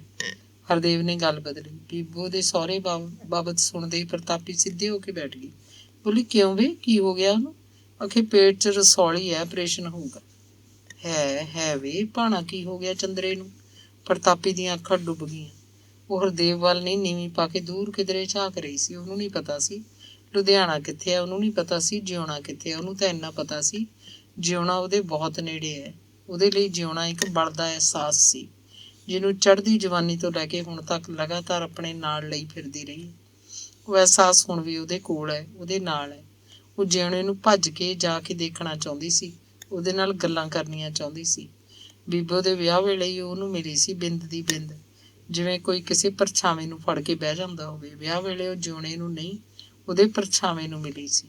ਆਨੰਦ ਕਾਰਜਾਂ ਤੋਂ ਲੈ ਕੇ ਰੋਟੀ ਖਾਣ ਵੇਲੇ ਤੱਕ ਤਾਂ ਉਹਦੇ ਕੋਲ ਹੀ, ਉਹਦੇ ਘਰ ਹੀ ਬੈਠਕ 'ਚ ਬੈਠਾ ਰਿਹਾ ਤੇ ਉਹਨਾਂ ਨੇ ਢੇਰ ਸਾਰੀਆਂ ਗੱਲਾਂ ਕੀਤੀਆਂ। ਪ੍ਰਤਾਪੀ ਨੂੰ ਹੁਣ ਇੱਕ ਵੀ ਗੱਲ ਯਾਦ ਨਹੀਂ ਰਹਿ ਗਈ ਸੀ, ਜਿਵੇਂ ਕੋਈ ਵੀ ਗੱਲ ਨਾ ਕੀਤੀ ਹੋਵੇ। ਗੱਲਾਂ ਦਾ ਰੱਜ ਤਾਂ ਆਇਆ ਹੀ ਨਹੀਂ ਸੀ, ਉਹਦਾ ਚਾਅ ਪੂਰਾ ਨਹੀਂ ਹੋਇਆ ਸੀ। ਇੱਕ ਵਾਰ ਨੰਜੂ ਹੋਣ ਵੇਲੇ ਉਹ ਬੀਬੋ ਨੂੰ ਲੈਣ ਮਲਕਪੁਰ ਗਈ ਸੀ, ਉਦੋਂ ਉਹਨੂੰ ਮਿਲਿਆ ਹੀ ਨਹੀਂ। ਅਸਲ 'ਚ ਤਾਂ ਉਹ ਉਹਨੂੰ ਮਿਲਣ ਗਈ ਸੀ, ਪਰ ਉਸ ਦਿਨ ਉਹ ਘਰ ਨਹੀਂ ਆਇਆ ਸੀ। ਬਿਜਲੀ ਦੇ ਤਾਰ ਵਾਂਗ ਇੱਕ ਡਰ ਪ੍ਰਤਾਪੀ ਦੇ ਧੁਰ ਕਾਲਜੇ ਅੰਦਰ ਸਾਰ ਪਾਰ ਹੋ ਗਿਆ। ਖਬਰੇ ਜਿਉਣੇ ਦੇ ਢਿੱਡ 'ਚ ਇਹ ਗੋਲਾ ਕਾਹਦਾ ਬਣ ਗਿਆ, ਕਿਉਂ ਬਣ ਗਿਆ? ਕਿਤੇ ਇਹ ਗੋਲਾ ਉਹਦੀ ਜਾਨ ਲੈ ਕੇ ਹੀ ਨਾ ਚਲਿਆ ਜਾਵੇ। ਪ੍ਰਤਾਪੀ ਦੀ ਰੂਹ ਹੰਝੂਆਂ ਨਾਲ ਭਿੱਜਦੀ ਜਾ ਰਹੀ ਸੀ। ਉਹ ਚੁੱਪ ਦੀ ਚੁੱਪ ਬੈਠੀ ਅੱਖਾਂ ਝਮਕਣ ਲੱਗੀ ਤਾਂ ਉਹਦੀਆਂ ਅੱਖਾਂ 'ਚੋਂ ਪਾਣੀ ਦੇ 2 ਨਿੱਕੇ ਨਿੱਕੇ ਤੁਪਕੇ ਡਿੱਗ ਕੇ ਧਰਤੀ 'ਤੇ ਸਮਾ ਗਏ। ਹੁਣ ਉਹਨੂੰ 4 ਕਿੱਲੇ ਜ਼ਮੀਨ ਲੈਣ ਦਾ ਕਿਧਰੇ ਚਿੱਤ ਚੇਤਾ ਵੀ ਨਹੀਂ ਸੀ। ਉਹ ਅੱਤ ਗਰੀਬ ਚੰਗੀ, ਪਰ ਉਹ ਤਾਂ ਬਹੁਤ ਅਮੀਰ ਔਰਤ ਸੀ, ਜਿਸ ਕੋਲ ਜਿਉਣੇ ਦੇ ਅਹਿਸਾਸ ਦਾ ਭਰਪੂਰ ਖਜ਼ਾਨਾ ਸੀ। ਇੰਨੇ ਵਰੇ ਹੋਏ ਉਹ ਨਹੀਂ ਮਿਲਿਆ ਸੀ ਤਾਂ ਕਿ ਉਹਦੇ ਕੋਲ ਸੀ, ਇੱਧਰ ਉੱਧਰ ਕਿਧਰੇ। ਉਹਨੂੰ ਕੋਈ ਪਤਾ ਨਹੀਂ ਸੀ ਕਿ ਉਹਦਾ ਮੁੰਡਾ ਹਰਦੇਵ ਉਹਦੇ ਕੋਲ ਬੈਠਾ ਹੈ। ਉਹਨੇ ਬਹੁਤ ਡੂੰਘਾ ਸਾਹ ਲਿਆ। ਹਾਏ ਵੇ ਚੰਦਰਿਆ, ਮਾਂ। ਹਰਦੇਵ ਨੇ ਉਹਦਾ ਮੋਢਾ ਫੜਿਆ।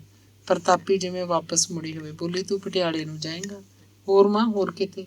ਲੁਧਿਆਣਾ ਕਿੱਧਰ ਹੈ? ਕੀ ਗੱਲ? ਮੈਨੂੰ ਲੁਧਿਆਣੇ ਲੈ ਚੱਲ, ਮੈਂ ਉਹਨੂੰ ਮਿਲਣਾ ਹੈ। ਕੀ ਕਹਿਣਗੇ ਉਹ ਜੋਗੀ, ਪਰ ਤੋਂ ਕੋਈ ਆਇਆ ਹੀ ਨਹੀਂ ਪਤਾ ਲੈਣ। ਉੱਥੋਂ ਮੁੜ ਮੈਂ ਆਪੇ ਆਊਂ, ਤੂੰ ਗਾਹਾਂ ਪਟਿਆਲੇ ਵਗ ਜੀ। ਫਿਰ ਬੇਬੇ, ਕਿੱਧਰ ਲੁਧਿਆਣਾ, ਕਿੱਧਰ ਪਟਿਆਲਾ? ਉਹ ਖਿਣ ਖਿਣ ਕਰਕੇ ਹੱਸਿਆ। ਪ੍ਰਤਾਪੀ ਨੂੰ ਉਹਦੀ ਹਾਸੀ ਬੁਰੀ ਲੱਗੀ। ਬੋਲੀ, ਹੋਰ ਫਿਰ? ਉਹ ਪਟਿਆਲੇ ਤੋਂ ਪਹਿਲੀ ਬੱਸ ਆਇਆ ਸੀ, ਮੰਡੀਓਂ ਵੀ ਛੇਤੀ ਜੋਗੀਪੁਰ ਪਹੁੰਚ ਗਿਆ। ਉਸ ਵਕਤ 10 ਮਸਾਂ ਵੱਜੇ ਸੀ। ਕਹਿੰਦਾ ਸਿਆਲਾਂ ਦੇ ਦਿਨ ਹੁੰਦੇ ਤਾਂ ਕੁਛ ਨਹੀਂ, ਪਰ ਬਹੁਤ ਵਕਤ ਪਿਆ। ਚੰਗਾ ਚੱਲ, ਤਿਆਰ ਹੋ ਜਾ, ਮੈਂ ਤੈਨੂੰ ਲੁਧਿਆਣੇ ਹਸਪਤਾਲ ਛੱਡ ਕੇ ਪਟਿਆਲੇ ਨੂੰ ਤੁਰ ਜਾਊਂ। ਤਿਆਰ ਹੀ ਆ, ਤੇਰੇ ਕੋਲ ਭਾੜਾ ਹੈਗਾ? ਹਾਂ ਚੱਲ, ਜਿੰਦੇ ਕੁੰਡੇ ਲਾ ਫਿਰ ਘਰ ਨੂੰ। ਅੰਗ 45। ਉਸ ਦਿਨ ਮਾਂ ਪੁੱਤ ਲੁਧਿਆਣੇ ਪਹੁੰਚ ਕੇ ਬੱਸ ਸਟੈਂਡ ਤੋਂ ਟੈਂਪੂ ਲੈ ਕੇ ਸਿੱਧਾ ਦਯਾਨੰਦ ਹਸਪਤਾਲ ਗਏ। ਉਹਨਾਂ ਨੂੰ ਨਹੀਂ ਪਤਾ ਸੀ ਜਿਉਣਾ ਜਨਰਲ ਵਾਰਡ 'ਚ ਹੈ ਜਾਂ ਕੋਈ ਕਮਰਾ ਲਿਆ ਹੋਇਆ। ਪਹਿਲਾਂ ਜਨਰਲ ਵਾਰਡ 'ਚ ਗਏ, ਇੱਕ ਮਰੀਜ਼ ਦੇਖਿਆ, ਪੁੱਛਦੇ ਵੀ ਗਏ ਇੱਥੇ ਕੋਈ ਬਠਿੰਡੇ ਵੱਲੋਂ ਮਲਕਪੁਰ ਪਿੰਡ ਦਾ ਜਿਉਣ ਸਿੰਘ ਮਰੀਜ਼ ਹੋਵੇ।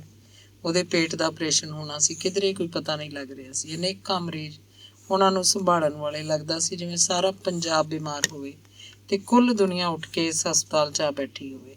ਜਨਰਲ ਵਾਰਡ ਕਿਹੜਾ ਇੱਕ ਸੀ, ਕਈ ਹਾਲ ਕਮਰੇ ਸੀ। ਫਿਰ ਉਹ ਸਪੈਸ਼ਲ ਕਮਰਿਆਂ 'ਚ ਜਾਣ ਲੱਗੇ। ਹਰਦੇਵ ਨੂੰ ਇੰਨਾ ਤਾਂ ਪਤਾ ਸੀ ਕਿ ਉਹ ਸਰਜਰੀ ਵਾਰਡ 'ਚ ਹੋ ਸਕਦਾ ਹੈ, ਪਰ ਇਉਂ ਕੀ ਪਤਾ ਲੱਗਦਾ ਅਨੇਕਾਂ ਕਮਰੇ, ਦਸਤਕ ਦੇ ਕੇ ਕਮਰੇ ਦਾ ਬਾਰ ਖੁਲਵਾਉਣਾ ਪੈਂਦਾ। ਅਖੀਰ ਹਰਦੇਵ ਨੇ ਸੋਚਿਆ, ਇਉਂ ਮੱਥਾ ਮਾਰਨ ਦਾ ਕੀ ਮਤਲਬ? ਕਿਉਂ ਨਾ ਸਰਜਰੀ ਵਾਰਡ ਦੇ ਦਫ਼ਤਰੋਂ ਮਰੀਜ਼ ਦਾ ਪਤਾ ਲਿਆ ਜਾਵੇ। ਪਤਾ ਲੱਗਿਆ ਜਿਉਣ ਸਿੰਘ ਨਾਂ ਦਾ ਮਰੀਜ਼ ਹੈਗਾ ਸੀ, ਇੱਕ ਜ਼ਿਲ੍ਹਾ ਬਠਿੰਡਾ ਦੇ ਪਿੰਡ ਮਲਕਪੁਰ ਦਾ। ਉਹਨੂੰ ਛੁੱਟੀ ਦੇ ਦਿੱਤੀ ਗਈ। ਫਿਰ ਤਾਂ ਨਰਸਾਂ ਵੀ ਦੱਸਣ ਲੱਗੀਆਂ ਤੇ ਸਫਾਈ ਕਰਮਚਾਰੀ ਵੀ। ਹਰਦੇਵ ਨੇ ਪੁੱਛਿਆ ਕਿ ਉਹਦਾ ਆਪਰੇਸ਼ਨ ਕਾਮਯਾਬ ਸੀ? इंचार्ज डॉक्टर ने जवाब देता, क्या पता भाई, फाइल देखनी पड़ेगी और फाइल यहाँ पर है नहीं, जमा हो चुकी। ਪ੍ਰਤਾਪੀ ਨੂੰ ਕੋਈ ਗੱਲ ਸਮਝ ਨਹੀਂ ਆਈ। ਹਰਦੇਵ ਨੇ ਉਹਨੂੰ ਸਭ ਦੱਸਿਆ ਤਾਂ ਉਹਦੇ ਚਿਹਰੇ ਦਾ ਰੰਗ ਫਿੱਕਾ ਪੈਣ ਲੱਗਿਆ। ਉਹਦੀ ਦੇਹ ਥਰ ਥਰ ਕੰਬ ਰਹੀ ਸੀ। ਬੋਲੀ, ਹੁਣ ਫਿਰ?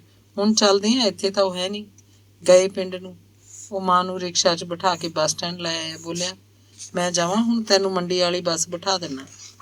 ਅਜੇ ਤਾਂ ਖਾਸਾ ਦਿਨ ਖੜਾ, ਮੰਡੀਓਂ ਕਿਵੇਂ ਨਾ ਕਿਵੇਂ ਪਿੰਡ ਪਹੁੰਚੇਂਗੀ, ਜਾਂ ਮੇਰੇ ਨਾਲ ਹੀ ਚੱਲ ਪਟਿਆਲੇ ਨੂੰ। ਪ੍ਰਤਾਪੀ ਸੁੰਨ ਸੀ, ਪਤਾ ਨਹੀਂ ਕੀ ਸੋਚ ਰਹੀ ਹੋਏਗੀ। ਹਰਦੇਵ ਵੱਲ ਉਪਰਾ ਝਾਕੀ ਬੋਲੀ, ਮੰਡੀ ਵਾਲੀ ਬੱਸ ਬਿਠਾ ਦੇ ਮੈਨੂੰ। ਹਰਦੇਵ ਨੇ ਮੰਡੀ ਦਾ ਟਿਕਟ ਲਿਆ ਤਾਂ ਮਾਂ ਨੂੰ ਬੱਸ ਚੜ੍ਹਾਤਾ। 10 ਰੁਪਏ ਹੋਰ ਦੇ ਦਿੱਤੇ। ਕਹਿੰਦਾ ਇਹ ਮੰਡੀ ਜਾਊ ਸਿੱਧੀ, ਉੱਥੋਂ ਪੀਟਰ ਰੇੜਾ ਜਾਂਦਾ ਹੋਊ ਪਿੰਡ ਨੂੰ। ਕੁਛ ਵੀ ਨਾ ਜਾਂਦਾ ਹੋਇਆ ਤਾਂ ਬਹੁਤ ਹਨੇਰਾ ਹੋ ਗਿਆ ਤਾਂ ਆਪਣੇ ਪਿੰਡ ਵਾਲੇ ਬਾਣੀਏ ਦੇ ਵਗ ਜੀ। ਰਾਮ ਲਾਲ ਦੀ ਆਪਣੀ ਆੜ੍ਹਤੀਆਂ ਦੀ ਦੁਕਾਨ ਤਾਂ ਤੂੰ ਜਾਣਦੀ ਹੈ। ਪ੍ਰਤਾਪੀ ਨੇ ਸਿਰ ਹਿਲਾਇਆ। ਹਰਦੇਵ ਚਲਾ ਗਿਆ। ਪਟਿਆਲੇ ਵਾਲੀ ਬੱਸ ਲੈ ਲਈ। ਬੱਸ 'ਚ ਬੈਠੀ ਪ੍ਰਤਾਪੀ ਨੂੰ ਕੋਈ ਪਤਾ ਨਹੀਂ ਸੀ ਉਹਦੇ ਸੱਜੇ ਕੌਣ ਬੈਠਾ ਹੈ, ਖੱਬੇ ਕੌਣ। ਅੱਗੇ ਪਿੱਛੇ ਬੈਠੀਆਂ ਸਵਾਰੀਆਂ ਦੀ ਪਛਾਣ ਵੀ ਕੋਈ ਨਹੀਂ ਸੀ। ਉਹ ਕਿਸੇ ਵੱਲ ਝਾਕੀ ਵੀ ਨਹੀਂ। ਕੋਈ ਉਹਨੂੰ ਬੋਲਦਾ ਨਹੀਂ ਸੁਣਦਾ ਸੀ। ਬਸ ਜਿਵੇਂ ਇੱਕ ਡੱਬਾ ਹੋਵੇ, ਉਸ ਡੱਬੇ 'ਚ ਬੰਦ ਪਤਾ ਨਹੀਂ ਕਿੱਧਰ ਨੂੰ ਉੱਡੀ ਜਾ ਰਹੀ ਸੀ। ਉਹਨੂੰ ਲੱਗਦਾ ਮੰਡੀ ਨੂੰ ਨਹੀਂ ਜਾ ਰਹੀ, ਮਲਕਪੁਰ ਨੂੰ ਜਾ ਰਹੀ ਹੈ। ਲੰਮੇ ਰੂਟ ਦੀ ਬੱਸ ਸੀ। ਸਪਸ਼ਟ ਸੀ ਉਹ ਆਮ ਬੱਸਾਂ ਨਾਲੋਂ ਤੇਜ਼ ਦੌੜ ਰਹੀ ਹੈ।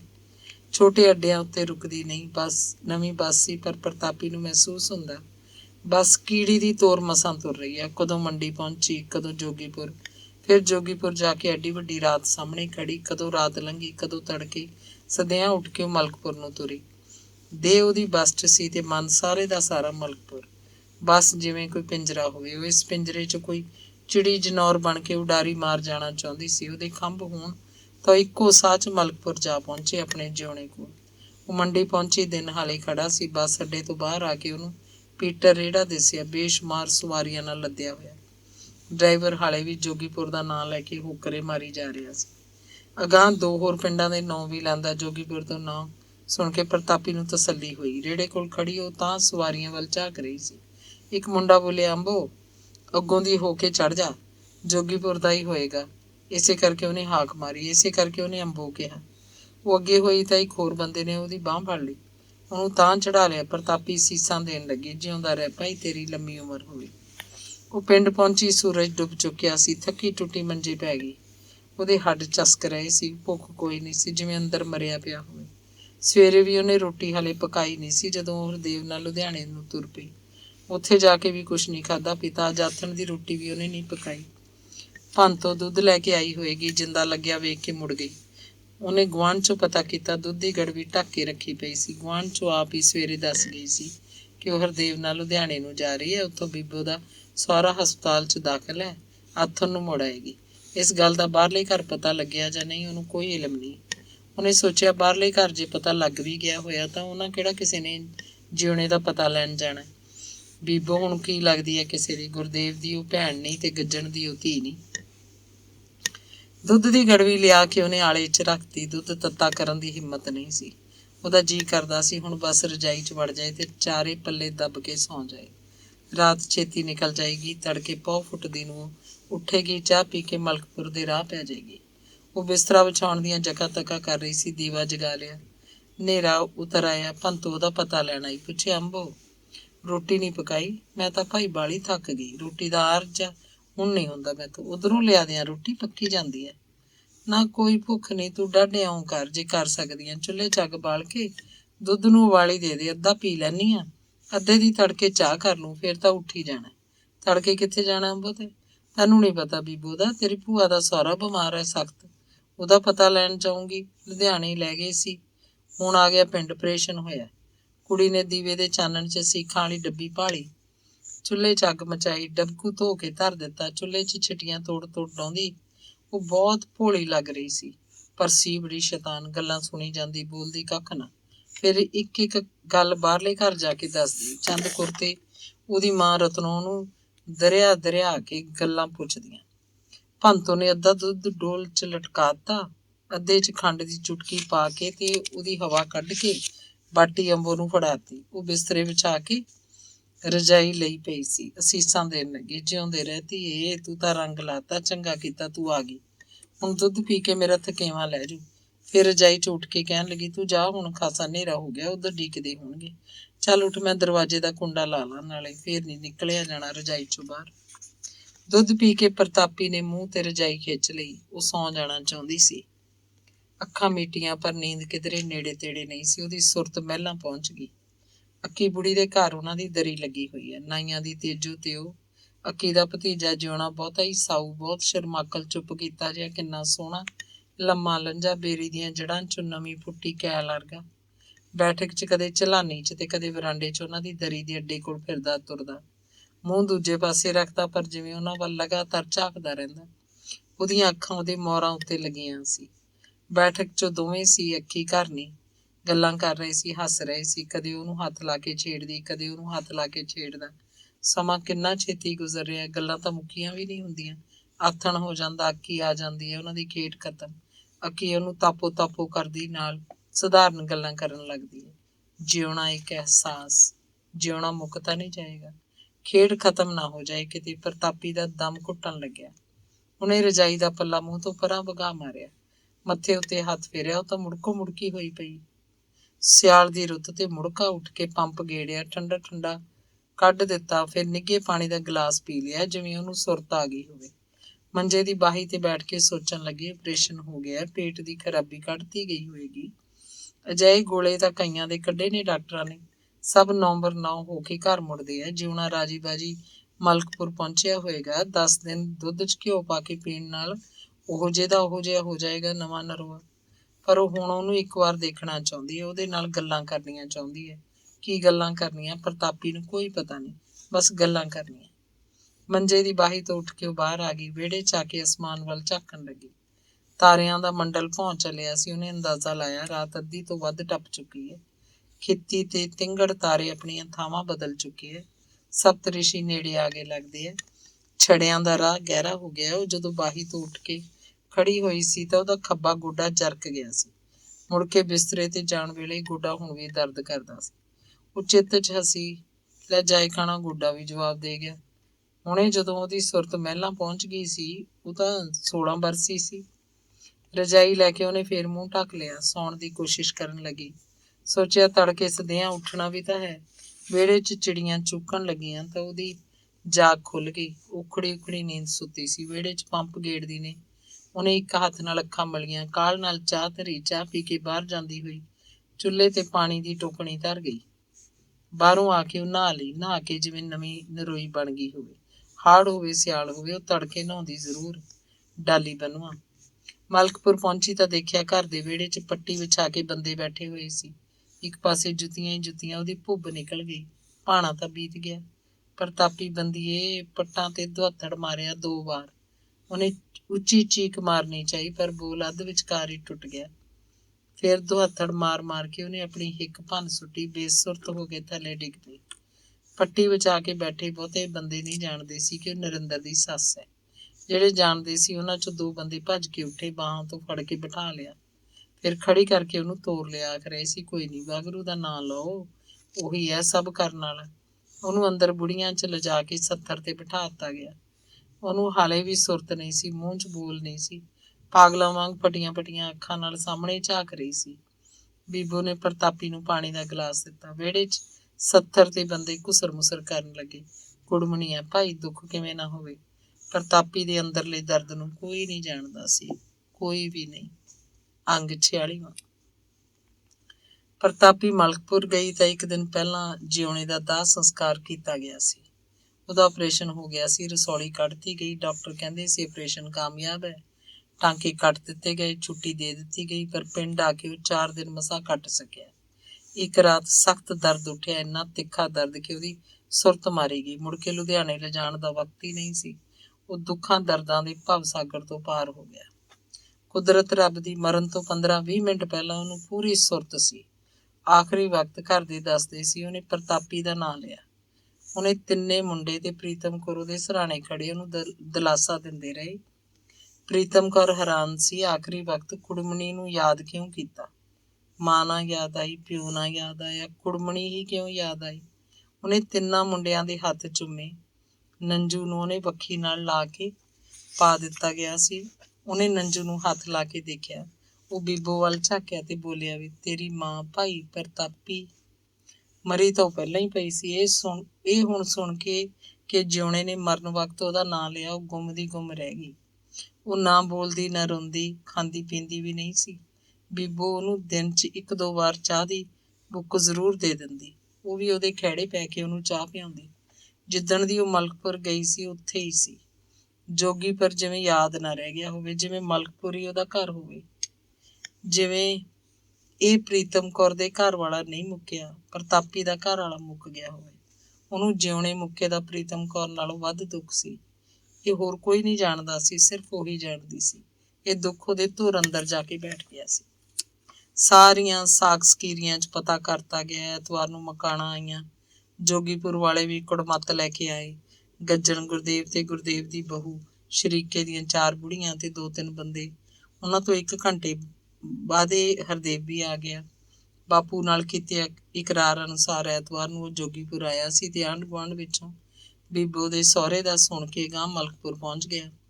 ਚੰਦਕੁਰ ਚਾਹੇ ਘਰ ਸੀ, ਪਰ ਉਹਦੇ ਨਾਲ ਉਹਨੇ ਬਹੁਤੀ ਗੱਲ ਨਹੀਂ ਕੀਤੀ। ਚੰਦਕੁਰ ਨੇ ਉਹਨੂੰ ਚਾਹ ਕਰਤੀ, ਇੰਨਾ ਹੀ ਬੋਲੀ, ਉਹ ਤਾਂ ਭਾਈ ਹਰਦੇਵ ਮਲਕਪੁਰ ਨੂੰ ਗਏ ਸਾਰੇ ਟੱਬਰ।